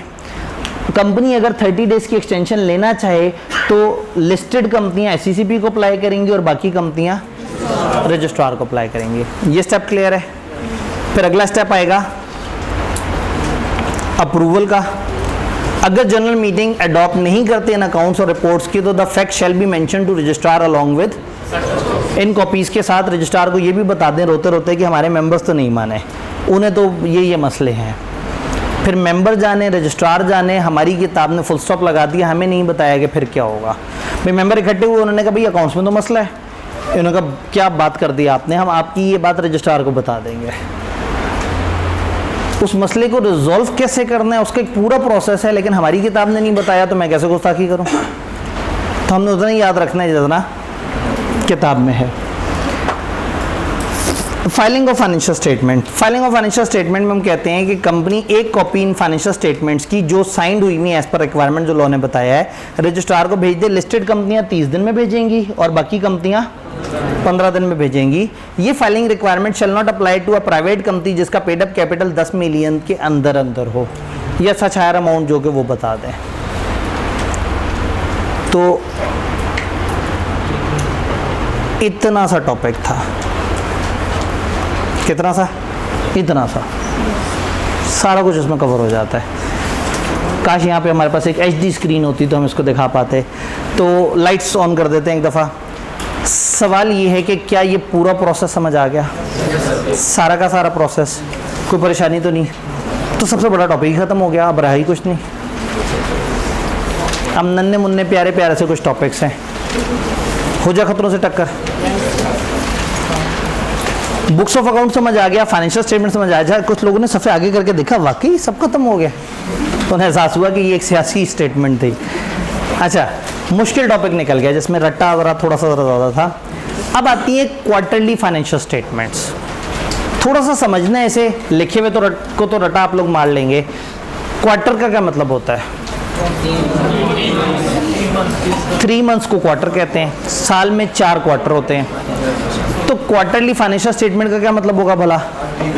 हर 3 माह बाद फाइनेंशियल स्टेटमेंट बननी चाहिए। तो पहली चीज़ जो सबसे ज़रूरी याद रखनी, ये सिर्फ लिस्टेड कंपनी में होगा, बाकी कंपनियों में नहीं है। सिर्फ लिस्टेड कंपनी इज़ बाउंड के वो क्वार्टरली अकाउंट्स बनाए। अब ये लिस्टेड कंपनी जब क्वार्टरली अकाउंट्स बनाएगी तो ये किस तरह से होगा? साल में 4 क्वार्टर हैं, पहले 3 महीने, दूसरे 3 महीने, तीसरे 3 महीने और चौथे 3 महीने। जब चौथी दफ़ा 3 महीने ख़त्म होंगे तो ईयर एंड ही आ जाएगा। तो उस वक्त क्वार्टरली अकाउंट्स बनाने की ज़रूरत ही नहीं, उस वक्त तो एनुअल अकाउंट्स बन रहे होते हैं। फिर लॉ ने एक और बात भी की, उसने कहा जब साल का दूसरा क्वार्टर आए तो वो क्वार्टर मत बनाना, हाफ ईयरली बना देना। तो इसका मतलब अब 3 तरह के अकाउंट्स बनेंगे इजाफी। एक तो हमने फाइनेंशियल स्टेटमेंट पढ़ लिए हैं साल के एंड वाले, अब हमें पहला क्वार्टर बनाना होगा 3 महीने का, दूसरा क्वार्टर बनाना होगा 6 महीने का, तो हम उसे क्वार्टर नहीं हाफ ईयरली अकाउंट्स कह देंगे। फिर तीसरा क्वार्टर बनाना होगा फिर से 3 महीने का, और फिर चौथा फुल ईयर होगा, उसको एनुअल फाइनेंशियल स्टेटमेंट्स कहेंगे। तो अब इसमें देखते हैं किताब क्या कहती है। हमें 3 दबाना होगा। जज़ाकल्लाह। First quarter, second quarter, third quarter. और फर्स्ट क्वार्टर और थर्ड क्वार्टर में 3-3 महीने के फाइनेंशियल्स हैं, सेकंड में 6 महीने के हैं, और फुल ईयर में इन 2 को क्वार्टर कहेंगे, इसको हाफ ईयरली कहेंगे, और इसको फाइनल अकाउंट्स कहेंगे। मज़े की बात है, इसका ऑडिट होना होता है, लेकिन जो थर्ड और फर्स्ट क्वार्टर है उसमें ऑडिट की ज़रूरत नहीं है। हाँ, लेकिन जो हाफ ईयर है, चूँकि वो ज़रा आधे साल के हैं, उसमें रिव्यू करवाना होगा। इसको हम कहते हैं लिमिटेड स्कोप रिव्यू। ICAP और SECP ने मिलकर कुछ क्राइटेरिया सेट किया हुआ है कि अगर कंपनियों का ऑडिट नहीं, हल्का फुल्का सा जायज़ा लेना हो तो एक असाइनमेंट बनाइए जिसको कहते हैं हाफ ईयरली रिव्यू। इसको लिमिटेड स्कोप रिव्यू भी कहते हैं, और जब आप ऑडिट के पेपर में आएंगे तो हम समझेंगे कि ये रिव्यू क्या चीज़ होती है। तो रिव्यू एक छोटी असाइनमेंट है। हाफ ईयरली अकाउंट्स का क्या करना है? रिव्यू। फुल ईयर का क्या करना है? क्वार्टरली का ऑडिट और रिव्यू कराने की जिम्मेदारी नहीं है, करना चाहें तो कर लें। फिर अगला मसला, वो अगला मसला ये है कि इन सब की अलग अलग टाइमलाइन है। ये वाली इतने दिनों के अंदर, ये वाली उतने दिनों के अंदर, ये वाली उतने दिनों के अंदर अवेलेबल करनी है। तो ये चीज़ आसान है याद रखना। यहाँ मैं नॉर्मली कहता हूँ कि ये जो मंथ्स है ना, ये जो 3M, 6M, 3M, 12M लिखा है, M को 0 से रिप्लेस कर दें। फर्स्ट क्वार्टर 30 दिन में आपने देना है, सेकेंड क्वार्टर 60 दिन में, थर्ड क्वार्टर और फोर्थ क्वार्टर 120 दिन। याद करें, अभी थोड़ी देर पहले 120 दिन वाली बात भी हुई थी। तो ये 30, 60, 30 और 120 दिनों के अंदर अंदर अवेलेबल करने हैं। अब क्या हमने मेंबर्स को ख़त भेजना है, उनको मीटिंग में बुलाना है फाइनेंशियल की तरह? नहीं, वेबसाइट पे डाल देना है। बजाय इसके कि क्वार्टरली अकाउंट साल में 3 दफ़ा फिर से वो उस मुसीबत से गुजरे हैं कि सबको 21 दिन पहले ख़त भेजो, सबके घर अकाउंट जाएँ, सब उन्हें देखें, फिर लोग आएँ, फिर डिबेट हो, बहस हो, कोई चक्कर नहीं। आप 30 दिन या 60 दिन, वॉट एवर द केस में भी, आप अपनी वेबसाइट पर अपलोड कर देंगे। लिस्टेड कंपनी अपनी वेबसाइट पे तब तक अपलोड रखेगी जब तक कि इन्होंने कहा है, इदारों ने। तो किसी भी बंदे ने अगर घर बैठे बैठे अकाउंट्स देखने हैं तो वेबसाइट पे जाके अकाउंट्स देख सकता है। लेकिन मेंबर का बुनियादी हक था कि उसको अकाउंट्स घर में पहुंचते, ये तो टेक्नोलॉजी का फ़ायदा हो गया। तो लॉ ने कहा अगर कोई भूला भटका मेंबर आके कहता है मुझे फिजिकल कॉपी चाहिए अकाउंट्स की, तो फ्री ऑफ कॉस्ट उसको फिजिकल कॉपी दे देनी है। अगर वो अपने घर भी मांगे तो उसके घर भी डिलीवर कर देंगे, क्योंकि उसका असल हक था कि उसको घर में मिलता। ये तो कंपनियों ने, पुराने ज़माने में क्या होता था, क्वार्टरली अकाउंट्स भी आपने घरों में भेजने होते थे, तो फिर कंपनियों ने बड़ा एहतजाज किया कि हमारे करोड़ों रुपए तो बिला वजह चीज़ों में ज़ाया हो रहे हैं। तो उन्होंने कह दिया कि ठीक है आप वेबसाइट पे डालना शुरू कर दें, लेकिन अगर कोई फिजिकल कॉपी मांगे अकाउंट्स की, वो कहे जब तक मैं अकाउंट्स के ऊपर पकौड़े रख के ना खाऊँ मुझे अकाउंट समझ ही नहीं आते।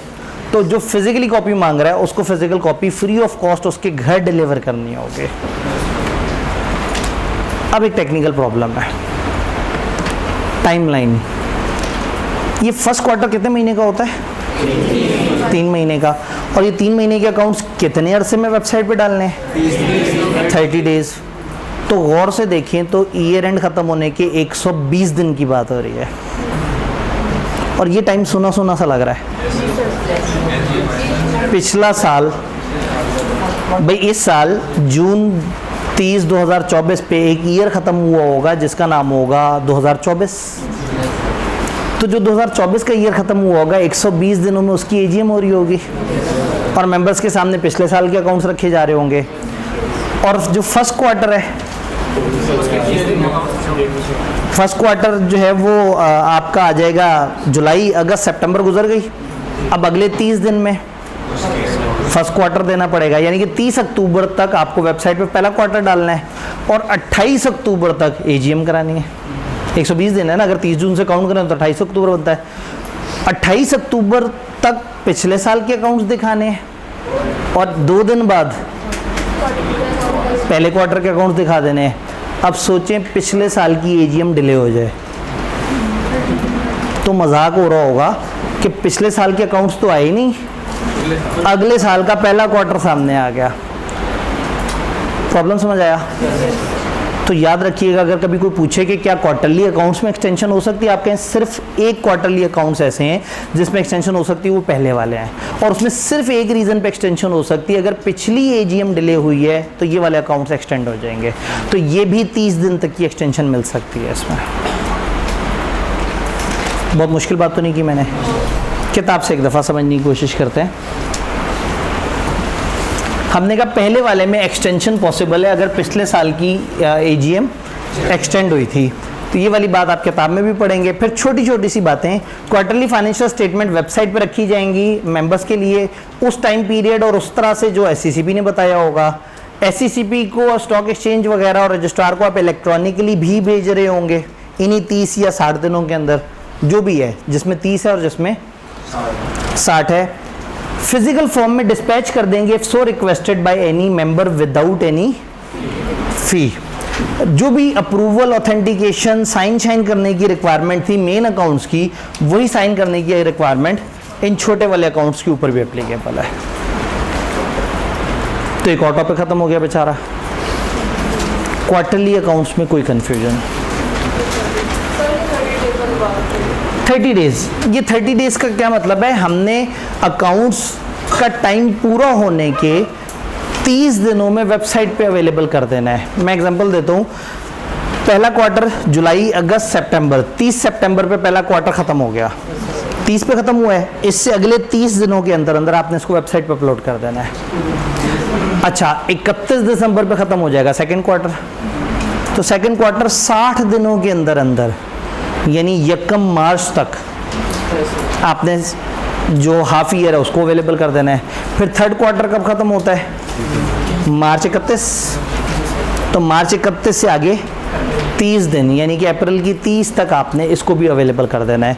तो ये 30 दिनों के अंदर अंदर वेबसाइट पे अपलोड करने हैं। अकाउंट्स बने हुए होंगे मार्च के, सितंबर के, लेकिन वेबसाइट पे कब तक आ सकते हैं? अगले 30 दिनों में कभी भी।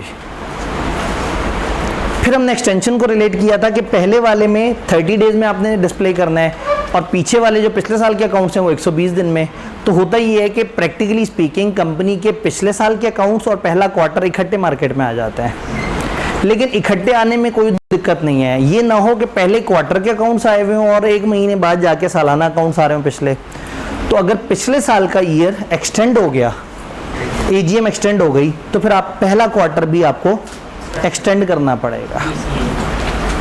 Done, all clear?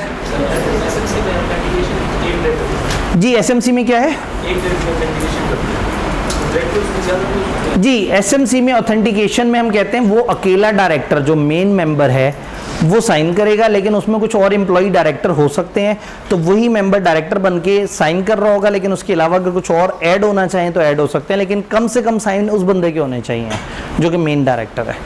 तो जो एसएमसी का मेन अकेला मेंबर होता है वही मेन डायरेक्टर होता है, लेकिन कंपनी की इंतजामिया चलाने के लिए वो कुछ और डायरेक्टर्स अगर अपॉइंट करना चाहे तो उसको मना नहीं है। क्वार्टरली अकाउंट समझ आए?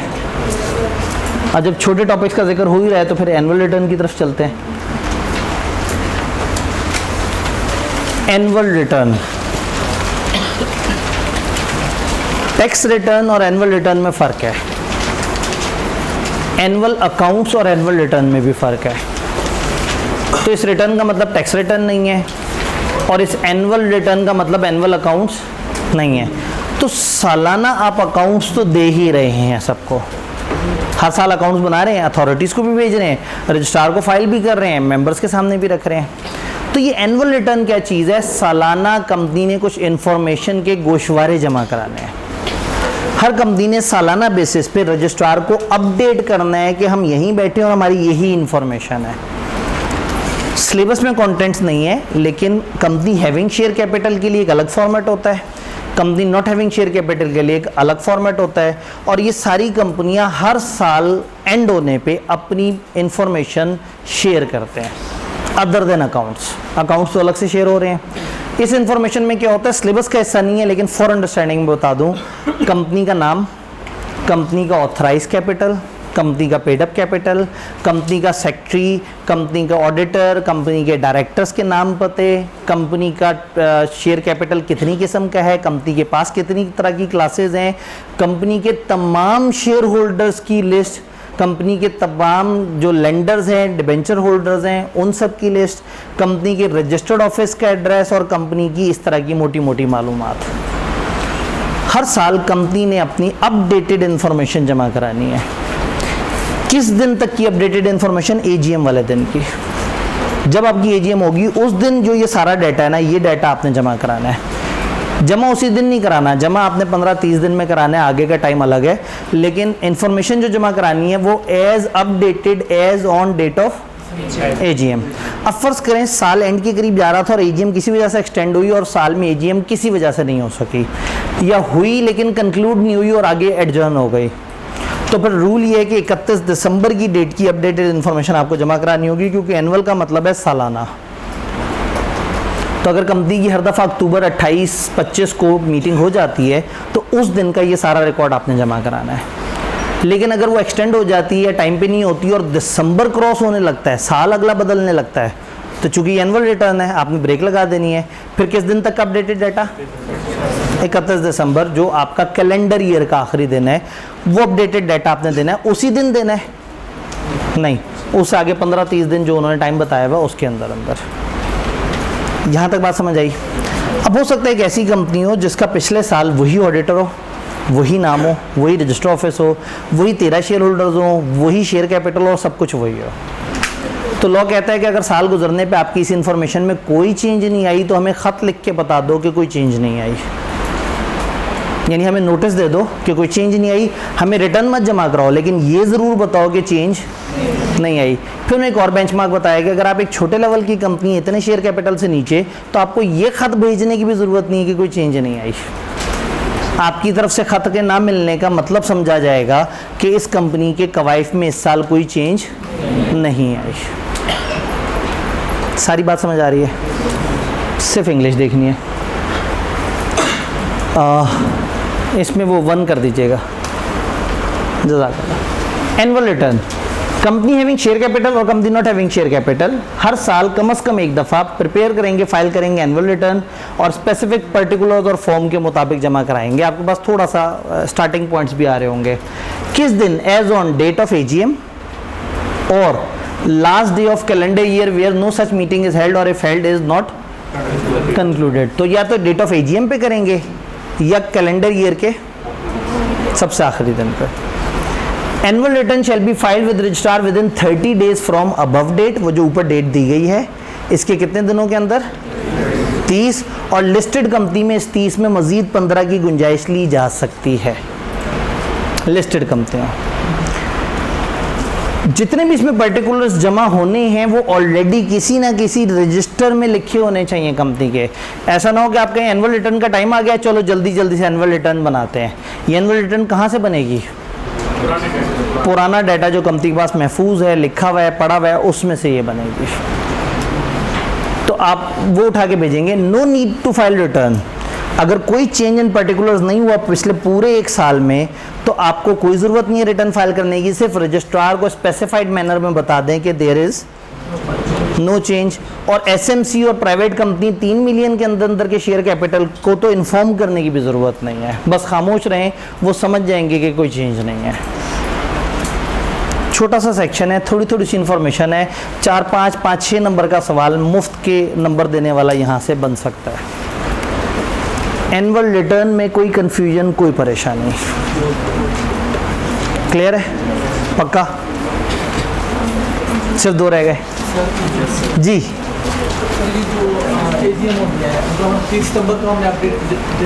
ठीक है, लेकिन वो एजीएम नहीं हुई तो हम दिसंबर पे जा रहे हैं। ठीक है, दिसंबर तक की इंफॉर्मेशन। जी बिल्कुल बिल्कुल, एज ऑन कौन सी डेट या डेट ऑफ एजीएम, अगर लेट हो गई तो एज ऑन।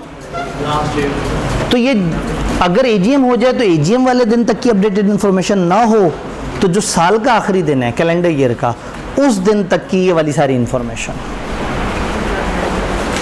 जी 1 साल से ज़्यादा नहीं है जी, इन्फॉर्मेशन 1 साल से ज़्यादा हो जाएगी। इन्फॉर्मेशन आपने पूरे साल की नहीं देनी। मैं आपको याद कराता हूँ, फाइनेंशियल स्टेटमेंट 2 तरह की होती हैं, एक होती हैं फॉर द पीरियड और एक होती हैं as at. For the period का मतलब होता है पूरे साल की सेल होगी, पूरे साल की परचेज होगी। एज एट का क्या मतलब है, इस दिन। एक एसेट आपने ईयर एंड से 1 दिन पहले परचेज किया है, आप बैलेंस शीट में दिखा देंगे, पूरा का पूरा दिखा देंगे, तो बैलेंस शीट बनी होती है एज एट। तो एज एट का मतलब होता है उस दिन की इंफॉर्मेशन, साल की इंफॉर्मेशन नहीं। तो एनुअल रिटर्न में मैं साल भर के शेयर होल्डर्स की डिटेल नहीं दे रहा, उस दिन सेक्रेटरी कौन था, उस दिन डायरेक्टर कौन था, उस दिन शेयर कैपिटल कितना था, उस दिन कितने मेंबर्स थे। तो अगर वो अक्टूबर में हमने देनी थी और उसके बजाय हमने दिसंबर में दे दी तो उससे ये फ़र्क नहीं पड़ेगा कि उसमें 12-14 महीने का डाटा आ गया। डाटा तो उसने उस दिन का बताना है, 1 दिन का। तो एनुअल रिटर्न का मतलब सालाना डाटा नहीं, एनुअल रिटर्न का मतलब है सालाना वो जो 1 दिन आप अपना डाटा भेजते हैं, ये वो 1 दिन जो आप हर साल भेजते हैं। एनुअल रिटर्न क्लियर है? फॉर्म ए और फॉर्म बी क्या होता है? फॉर्म ए और फॉर्म बी क्या होता है? Company having share capital form A के मुताबिक डाटा देते हैं, company not having share capital form B के मुताबिक डाटा देते हैं। फॉर्म ए वो स्पेसिफिक फॉर्मेट है जिसमें एनुअल रिटर्न का दिया, जैसे टेबल ए नहीं पढ़ा था, टेबल ए बी सी, इसी तरह से फॉर्म ए फॉर्म बी। पुराने ज़माने में हमारा एक 3rd स्केड्यूल होता था, उसमें फॉर्म ए होता था शेयर कैपिटल वाली कंपनियों का एनुअल रिटर्न का फॉर्मेट, फिर फॉर्म बी और होता था, फिर उन्होंने चेंज कर दिया, फिर कंपनी इनकॉर्पोरेशन जो गाइडलाइंस आई वो, और आज की डेट में company general provision and form regulation 2019 है, उसके अंदर वो सारा फॉर्मेट दिया हुआ है जो हमारे सिलेबस में नहीं है, उसको फॉर्म ए बी कहते हैं। मतलब वो फॉर्मेट है इन कंपनियों का जमा कराने का। तो ए फॉर्म ए के कॉन्टेंट्स क्या हैं या फॉर्म बी के क्या कॉन्टेंट्स हैं, वो हमारे सिलेबस में नहीं है। डन। अब फिर से एक रट्टे वाला टॉपिक, ये मुझे बड़ा पसंद है, पता है क्यों? मैं फ़ौरन से ख़त्म कर देता हूँ ये। मैं कहता हूँ मुझे डायरेक्टर रिपोर्ट है, ये इसके कंटेंट्स हैं, और यहाँ पौरी हो रही है मतलब ये डायरेक्टर रिपोर्ट है, ये इसके कंटेंट्स हैं, और आपने इसको याद करना। इस क्लास में कोई भी मजाक कभी भी कर दें, आपने नोट तो करना ही नहीं होता, तो इसलिए मैं बीच में वो कर देता हूँ। बाद में ऑनलाइन वाले ना वीडियो रोक के कहेंगे हैं ये सर ने क्या कहा था। खैर, डायरेक्टर रिपोर्ट हर साल डायरेक्टर्स का भी दिल कर रहा है, वो कह रहे हैं भाई एनुअल रिटर्न भी हम जमा करा रहे हैं, हम सालाना अकाउंट्स भी बना रहे हैं, ऑडिटर भी पूरे साल का गमो गोसा हमारे ऊपर निकाल रहा है, तो हम क्यों नहीं अपनी बात करें। तो लॉ ने डायरेक्टर्स को इख्तियार दिया कि भाई सालाना जो भी आपको अपने जज्बात का इजहार शेयर होल्डर्स के सामने करना है, अपनी परफॉर्मेंस के बारे में आपने जो जो कुछ बोलना है, अपने बारे में जो कंपनी के तमाम लोगों को लूप में लेना है, आप भी आ जाओ, आप एक रिपोर्ट में अपना डाटा डाल दो जी। उस रिपोर्ट का क्या नाम है? Director report. तो हर कंपनी डायरेक्टर रिपोर्ट बनाएगी, जुमला गलत।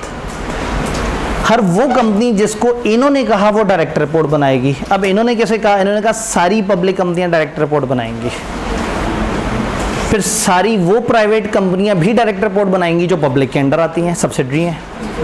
फिर सारी वो प्राइवेट कंपनियां भी डायरेक्टर रिपोर्ट बनाएंगी जिनका कम से कम 3 मिलियन शेयर कैपिटल है। अब आईके भी बहादुर है, वो कहेगा अच्छा ये मत बताओ किसने बनानी है डायरेक्टर रिपोर्ट, अच्छा ये बताओ किसने नहीं बनानी डायरेक्टर रिपोर्ट। अब आपको एक लंबा सा जुमला बनाना पड़ेगा।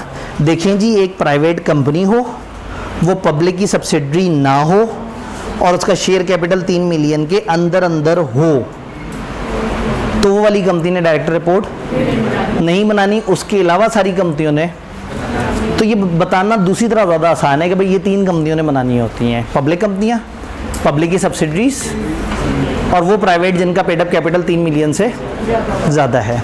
इसको साइन कौन करते हैं? वही लोग साइन करते हैं।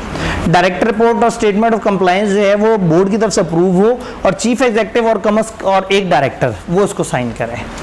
तो जैसे अकाउंट्स में चीफ एग्जीक्यूटिव और कम से कम एक डायरेक्टर था, तो यहाँ चीफ एग्जीक्यूटिव और एक डायरेक्टर इसको साइन करेंगे। डायरेक्टर रिपोर्ट बनाएंगे और ये उस पर एप्लीकेबल नहीं है जो प्राइवेट कंपनी हो, सब्सिडरी भी ना हो पब्लिक की और 3 मिलियन के अंदर हो। उसके अलावा हो सकता है सीसीपी के डायरेक्टर रिपोर्ट के अलावा मुझे एक स्टेटमेंट ऑफ कंप्लायंस भी चाहिए आपसे।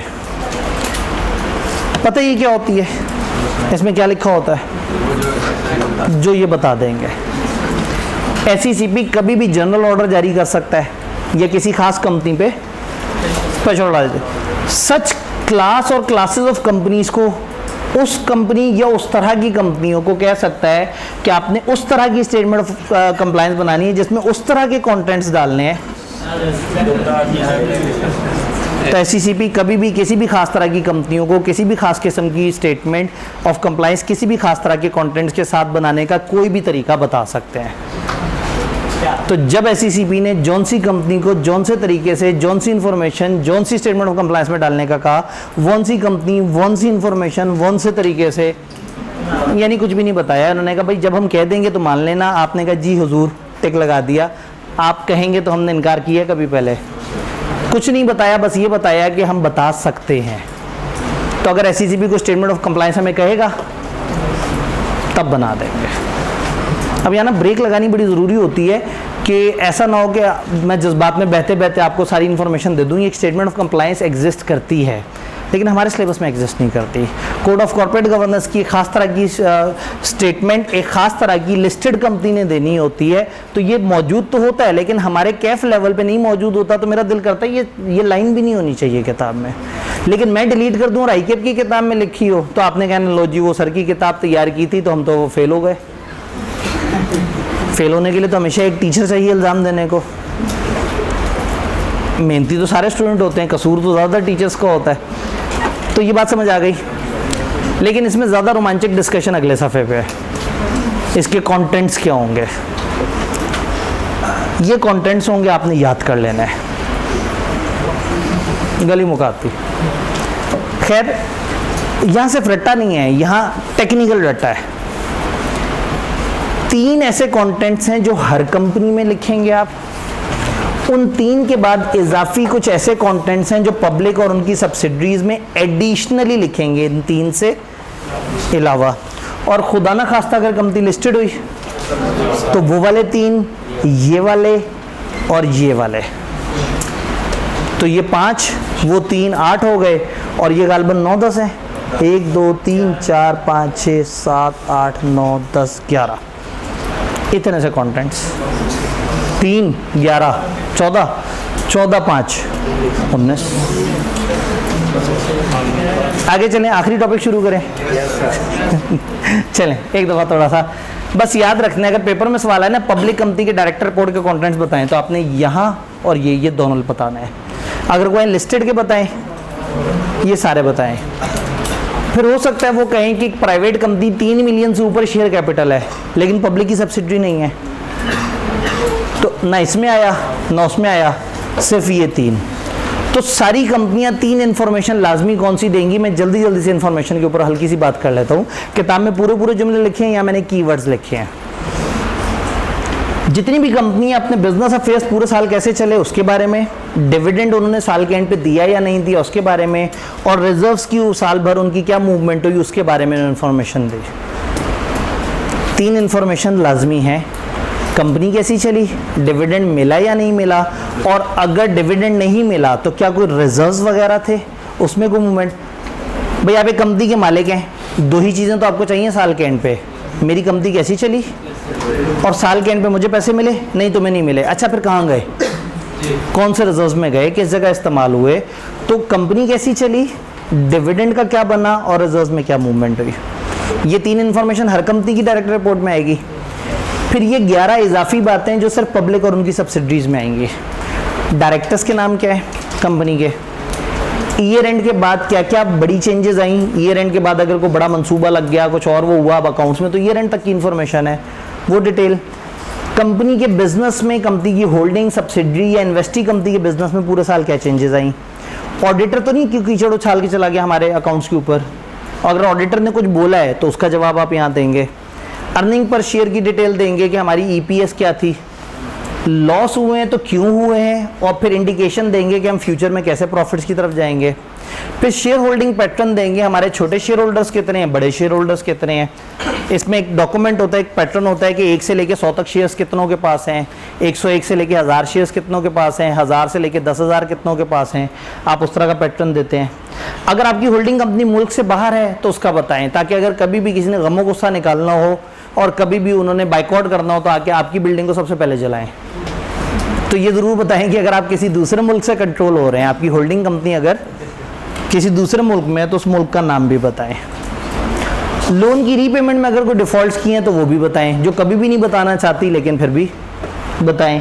डायरेक्टर की रेम्युनरेशन के पैकेजेस बताएं, डायरेक्टर कितनी तनख्वाहें लेते हैं, डायरेक्टर्स को क्या पर्क्स मिले हुए हैं उसके बारे में बताएं, और कंपनी के क्या खतरे हैं और डायरेक्टर्स ने उनको कंट्रोल करने के लिए क्या कंट्रोल्स लगाए हुए हैं वो बताएं। ये 11 इन्फॉर्मेशन देंगे हर पब्लिक कंपनी में और हर पब्लिक की सब्सिडरी में। ये 3 इन्फॉर्मेशन देंगे सारी, तो ये 3 हमेशा आनी है। अगर आप एडिशनली पब्लिक हुए या पब्लिक के सब्सिडरी हुए तो ये 11 भी आएंगे, और अगर एडिशनली लिस्टेड हुए 5 बातें मजीद आएंगी। कंपनी के की ट्रेंड्स, कंपनी की सेल्स ऊपर जा रही थी, वो नहीं होते ग्राफ चार्ट बने हुए होते और वो ऐसे करके एरो ऊपर की तरफ जा रहे होते हैं, तो उस तरह के ट्रेंड्स बताएं। कंपनी ने अपनी इन्वायरमेंट पे क्या इम्पैक्ट किया। अब इसमें ज़रा विदेशी बातें कि जी हम बड़े अच्छे थे, हमने इतने दरख्तों को कटने से बचा लिया, हमने ये एहतियात की, उससे हमने इतना धुआं कम निकाला जिससे माहौल ख़राब नहीं हुआ। कंपनी की कॉर्पोरेट सोशल रिस्पॉन्सिबिलिटी, कंपनी की समाजी एक्टिविटीज़, उसने समाज के लिए क्या क्या किया।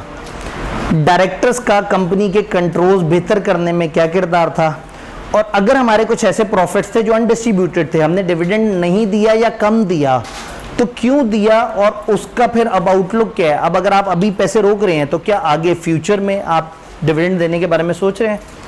तो ये सारी चीज़ें हमने डायरेक्टर रिपोर्ट के अंदर बता देनी है। अब अगर आप सोच रहे हैं जी इतना रट्टा आईकेएफ कहाँ पूछता होगा, तो आईकेएफ अक्सर पूछता है, वो बिल्कुल भी इस पर शर्मिंदगी नहीं महसूस करता। सिर्फ एक टॉपिक रह गया और सवाल रह गए। ऑडिटर रिजर्वेशन से क्या मुराद है। ऑडिटर ने ऑडिट किया और ऑडिट करने के बाद का आपकी सेल में फलाना फलाना फलाना तरह का मसला है। अब मेंबर ने देखा कि ऑडिटर एतराज करके गया, लेकिन ऑडिटर के एतराज का जवाब कहाँ है, तो डायरेक्टर अपनी रिपोर्ट में ऑडिटर की उस रिजर्वेशन जो उसके तहफ़्फ़ुज़ात थे उसके ऊपर कमेंट्री करेंगे। अगेन ये कीवर्ड्स हैं, किताब में पूरे पूरे जुमले हैं। इन कीवर्ड्स का बस फ़ायदा ये है कि इसे याद रखना या कम से कम इसका मैप बनाना आसान हो जाएगा। कंटेंट समझ आए। आखिरी टॉपिक अभी भी एक रहता है, सिर्फ ये रहता है, पानी पीने। ये देखें क्लास में एक भाई ने फ़ौरन से पानी पेश कर दिया। आप लोग अपने साथ पानी की बोतलें लेके आते हैं। टीचर बेचारा जो है ना, चलो कोई बात नहीं। हाँ जी, क्या ये बात समझ आई। ये अच्छी बात है, पानी की बोतल साथ रखना, डिहाइड्रेशन से बचना बड़ा ज़रूरी है इस तरह के मौसम में जो हफ्स वाला होता है। और आप लोग कौम के मेहमान हैं, आप स्टूडेंट्स, आप लोगों ने आगे बढ़ के कौम को संभालना है। इस कौम का मुस्तकबिल आपके नाजुक कंधों के ऊपर है। आप लोग अगर ताकतवर होंगे, आप लोग अगर मजबूत होंगे, आप लोग अगर अच्छे तरीके से जो है वो चीज़ों को लेके चलेंगे तो ज़िंदगी में ज़्यादा से ज़्यादा आपको भी फ़ायदा होगा और आपसे इर्द गिर्द कनेक्टेड लोगों को भी फ़ायदा होगा।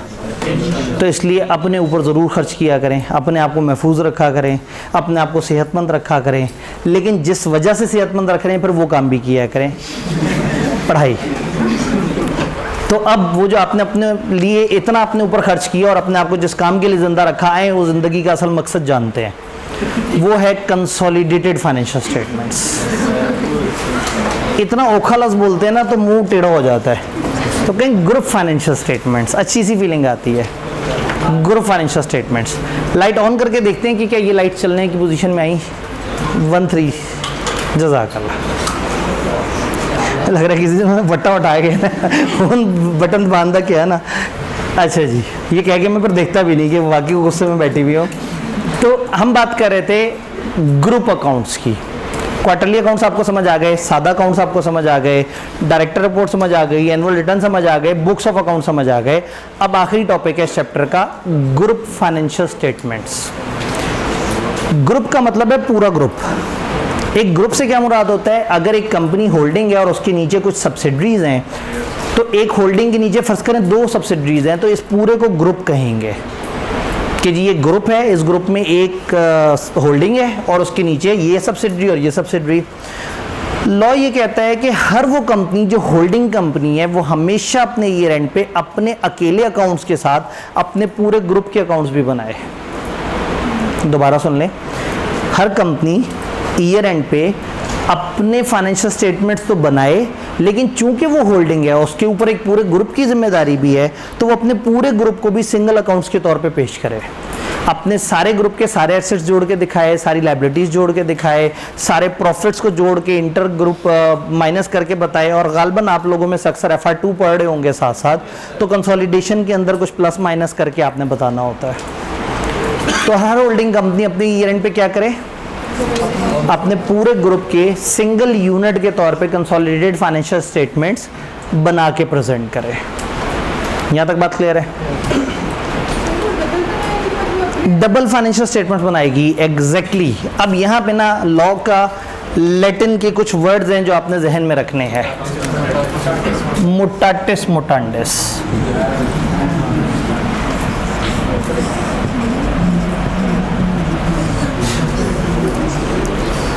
मुटाटिस मुटांडिस। आपने देखा होगा अगर एक जुमला ऊपर लिखा है और उसको हमने रिपीट करना हो तो हम ऐसे कर देते हैं, नीचे 2 लाइंस लगा देते हैं, इसका मतलब होता है ऐसे ही। उर्दू में लिख देते हैं एजन।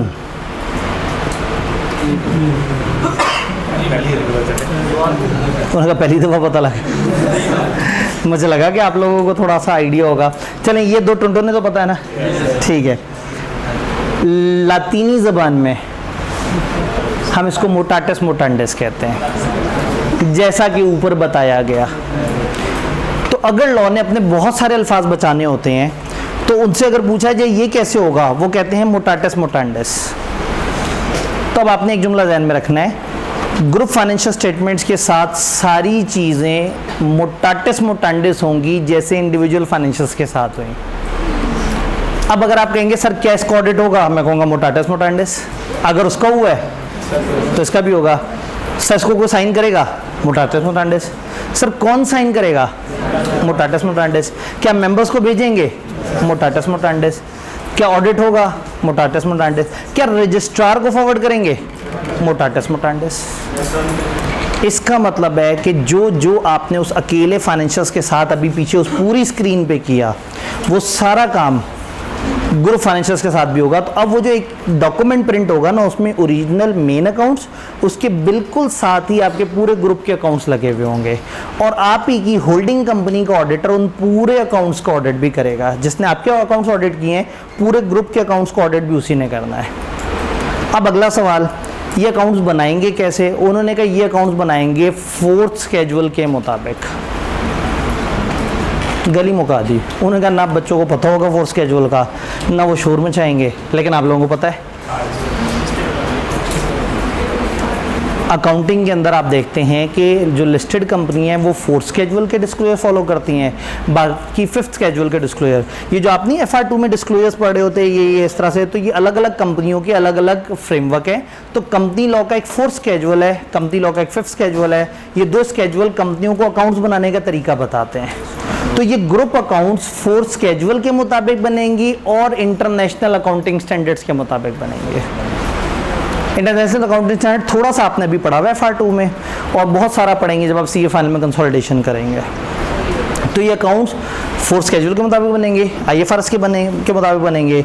इन अकाउंट्स के साथ सब कुछ वैसा होगा जैसे ओरिजिनल अकाउंट्स के साथ हुआ है। और ये कब बनाए जाएंगे?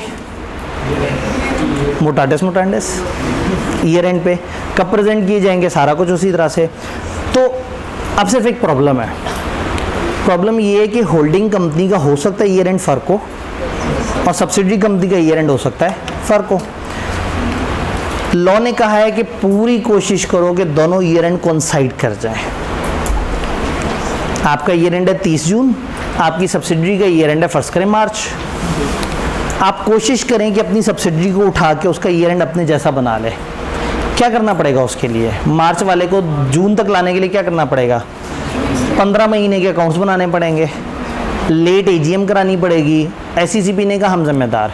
हमें बताओ, अगर तुम अपनी सब्सिडरी का ईयर एंड अपने साथ जोड़ने की ख्वाहिश रखते हो, हम तुम्हें फैसिलिटेट करेंगे। हर तरह से हम तुम्हें ये दोनों अकाउंट्स जोड़ने की इजाज़त दे देंगे। तो पहली कोशिश ये होनी चाहिए कि हमारा ईयर एंड और हमारी सब्सिडरी का ईयर एंड कोइंसाइड कर जाए, और अगर नहीं कर रहा तो कोशिश करें कि इनको किसी ना किसी तरीके से जोड़ लें। तो आवर्स, डेज, मंथ्स, हर तरह की रिक्वायरमेंट में वो हमें हर तरह से फैसिलिटेट कर देंगे। फर्स्ट करें फिर भी नहीं हुआ, इस पूरे चैप्टर का सबसे टेक्निकल पॉइंट, अगर फिर भी नहीं हुआ तो आपने क्या करना है? ईयर एंड पे आपने अपने होल्डिंग ने ही ग्रुप अकाउंट्स बनाने और होल्डिंग ने ही अपने अकाउंट्स बनाने। तो होल्डिंग कंपनी ने अपनी ईयर एंड पे पीछे पलट के देखना है कि सब्सिडरी का लास्ट टाइम ईयर एंड कब हुआ था। आपका ईयर एंड था 30 जून, सब्सिडरी का ईयर एंड था फर्ज करें फरवरी, तो उनके अकाउंट्स बने होंगे फरवरी तक के, और आपके कब तक बने हुए? और ग्रुप के अकाउंट्स कब तक होने चाहिए? 30 जून। मोटाटिस मोटांडिस है ना, होल्डिंग कंपनी जैसा। तो इसका मतलब 4 महीने मिसिंग है। तो अपनी सब्सिडरी से कहेंगे कि इस 4 महीने के मुझे अकाउंट्स बना के दो। आपके ईयर एंड से पीछे सब्सिडरी का जब लास्ट ईयर एंड हुआ था, वो अपने ईयर एंड से आपके ईयर एंड के दरमियान के अकाउंट्स बना के आपको भेजेंगे। आप उन अकाउंट्स को पकड़ के कंसोलिडेशन करेंगे और उनको ऑडिट कर लेंगे। दोबारा सुन लें, हर होल्डिंग कंपनी अपने ईयर एंड पे पलट के देखे कि उसकी सब्सिडरी का ईयर एंड कब हुआ था। तो रूल ये है कि अगर उसका ईयर एंड बहुत पहले हुआ था, और बहुत पहले को डिफाइन किया 90 दिन से ज़्यादा, अगर सब्सिडरी का ईयर एंड आपसे 90 दिन से भी ज़्यादा पीछे है, तो फिर क्या करें? उसके ईयर एंड से अपने ईयर एंड तक के अकाउंट्स उससे बनवाएं, उनसे कहें इंटरम क्लोजिंग करो अगले साल, और उतने अकाउंट्स हमें भेज दो, और हम अपने पूरे ग्रुप के अकाउंट्स उन अकाउंट्स की बेस पे बना लेंगे। यहाँ तक बात समझ आई है? एक दफ़ा इसकी इंग्लिश देखते हैं। सिर्फ एक सेंटेंस मैंने अभी तक इस टॉपिक का नहीं कराया, बाकी सारी बात हमने कर ली है। भाई का सवाल।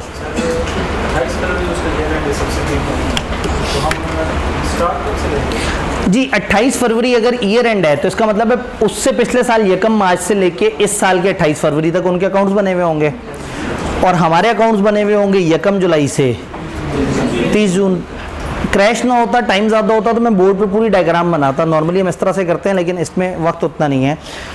तो इसका मतलब है कि उनके 12 महीने और मेरे 12 महीने में 4 महीने का गैप आ गया।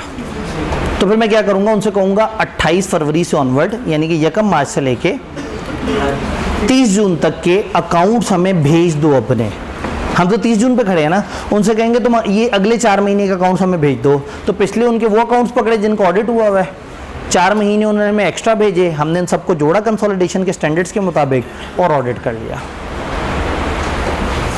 क्लियर? किताब क्या कहती है? 1-3 दोनों कर देते हैं। जज़ाकल्लाह। Requirements of consolidated financial statement with financial statement of holding company having subsidiary या subsidiaries at year end attach कर दें कंसोलिडेटेड फाइनेंशियल स्टेटमेंट पूरे ग्रुप की as a single enterprise. Holding company अपने ईयर एंड पे जिसकी सब्सिडरी या सब्सिडरियाँ होती हैं, जब मैंने होल्डिंग बोल दिया तो याद है होल्डिंग किसे कहते थे? किसी कंपनी को तब तक होल्डिंग नहीं कहा जा सकता जब तक उसकी कोई सब्सिडरी, तो हर होल्डिंग कंपनी अपने ईयर एंड पे अपनी सब्सिडरी या सब्सिडरीज को जोड़ के एक पूरे ग्रुप के अकाउंट्स बनाएगी, प्रेजेंटेड एज अ सिंगल, यानी वो पूरे ग्रुप के तीनों को जोड़ के कहेंगे लो जी ये ग्रुप के अकाउंट्स हैं। Shall comply with disclosure requirement for schedule N, ये बात समझ आती है?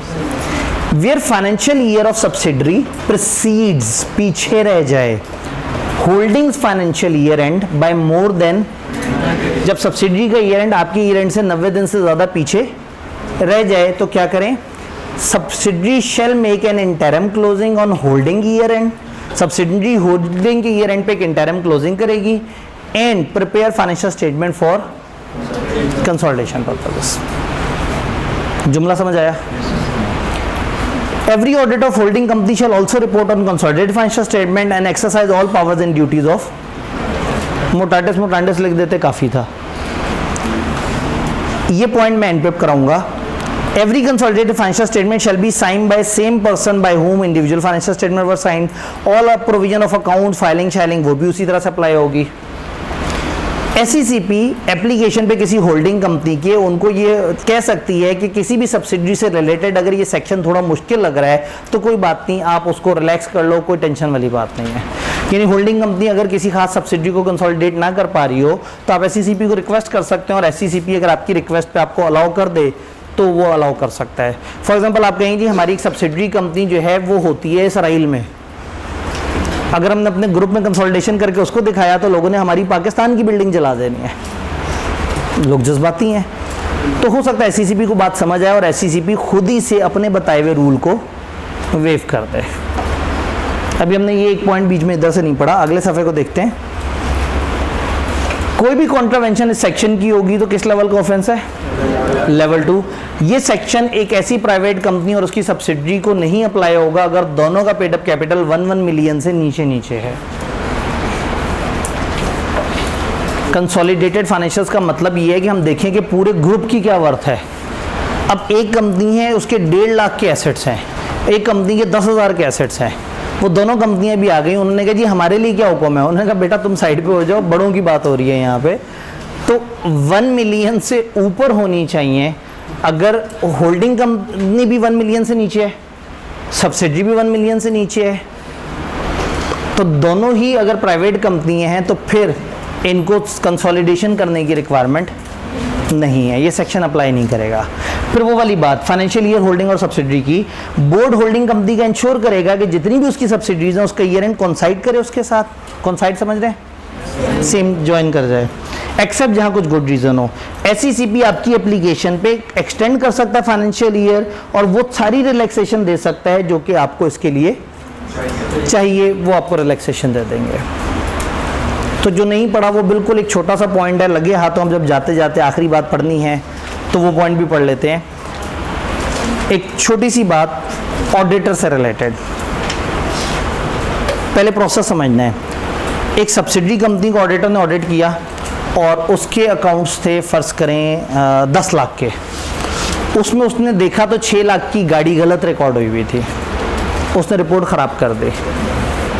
कंपनी थी 10 लाख के एसेट्स की और गाड़ी में 6 लाख का मसला था, उसने रिपोर्ट ख़राब कर दी। जब हमने ग्रुप के अकाउंट्स बनाए तो ग्रुप के अकाउंट्स थे 25 करोड़ के, जिसमें वो 10 लाख के एसेट्स भी थे सब्सिडरी के, जिसमें अब जो 6 लाख का मसला है वो बहुत ही मामूली सा हो गया।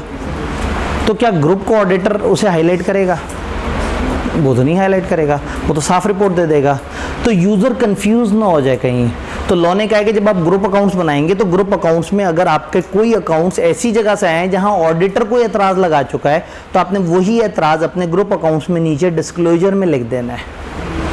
एसेट्स दिखाने 25 करोड़ के और नीचे नोट्स में लिख देना है कि इसमें से 10 लाख का एक ऐसा एसेट है जिसमें 6 लाख का मसला फलाना ऑडिटर ने फलाना कंपनी की फलाना रिपोर्ट में बता दिया था। यानी वो कह रहे हैं आपने ट्रूली इसको डिस्क्लोज करना है, छुपाना नहीं है। बात समझ आई? अगर सब्सिडरी या किसी भी सब्सिडरी के अंदर किसी ऑडिटर ने कोई एतराज़ किया है, कोई चीज़ हाईलाइट की है, कोई चीज़ ध्यान से पढ़ने का कहा है, किसी चीज़ पे रिजर्वेशन अपनी शो की है, तो आपने क्या करना है? आपने अकाउंट्स में उसका तस्करा कर देना है। Disclose in consolidated financial statement, consolidated financial statements में डिस्क्लोज करें any qualification contain in auditor report. Qualification कहते हैं एतराज़ को। ऑडिटर रिपोर्ट में कोई भी अगर एतराज़ है तो आप उसको डिस्क्लोज करें। एंड एनी नोट और सेविंग, कोई भी नोट या सेविंग, वो नहीं होता कि बड़ा ध्यान से उसे देख लेना या इस तरह, contain in such account to call attention to a significant matter. तो अगर ऑडिटर ने कोई एतराज़ लगाया या ऑडिटर ने किसी चीज़ को हाईलाइट किया है तो फिर आप कंसोलिडेटेड फाइनेंशियल स्टेटमेंट में भी जिक्र कर दो कि ऑडिटर भाई ने फलाना चीज़ पे एतराज़ किया था। क्या ये बात समझ आ रही है? तो इन 6 के 6 टॉपिक्स में कंसोलिडेटेड फाइनेंशियल स्टेटमेंट्स थोड़ा सा ट्रिकी टॉपिक है, और इसके अंदर भी गिनती की 2 ट्रिकी पॉइंट्स हैं, एक ये वाला और एक वो जो 90 दिन से ज़्यादा का गैप है तो आपने उसकी इंटरम क्लोजिंग करवानी है। अदरवाइज चैप्टर बड़ा स्ट्रेट फॉरवर्ड सा है, क्रैमिंग बेस्ड है, और यहाँ से क्रैमिंग बेस्ड ही सवाल आते हैं। जान की खुशी होगी कंसोलिडेटेड फाइनेंशियल स्टेटमेंट से बड़े कम ही सवाल आए हुए हैं, लेकिन मूड की बात है, वो कभी भी कुछ भी पूछ सकते हैं। यहाँ पे मेरे पास एक सवाल आया है जी जी जी इंटरम क्लोजिंग किसे कहते हैं? देखें, आज क्या तारीख है? 26 जुलाई। अगर ये कंपनी होती तो इसने 30 जून पे अपना अकाउंट्स बना लिया होता। अगर मैं कहूँगा ना हम आज एक इंटरम क्लोजिंग करने लगे हैं, उसका मतलब है मैं 1 जुलाई से 26 जुलाई तक के अकाउंट्स बना रहा हूँ। तो सब्सिडरी 28 फरवरी को अकाउंट्स बना चुकी थी, हमने उसे कहा तुम 30 जून पे इंटरम क्लोजिंग करो, यानी वो क्या करे, 28 से 30 जून के दरमियान के अकाउंट्स बनाए और वो हमें भेज दे। तो इंटरम क्लोजिंग का मतलब है कि वो अपना साल, उनका साल तो फरवरी में ख़त्म होगा, अपना साल ख़त्म होने से पहले एक इंटरम क्लोजिंग कर लो और उतने अकाउंट्स उठा के हमें भेज दो। जैसे हम नहीं क्वार्टरली अकाउंट्स बनाते थे, उसको कह देंगे तुम इतने टाइम के अकाउंट्स बना दो।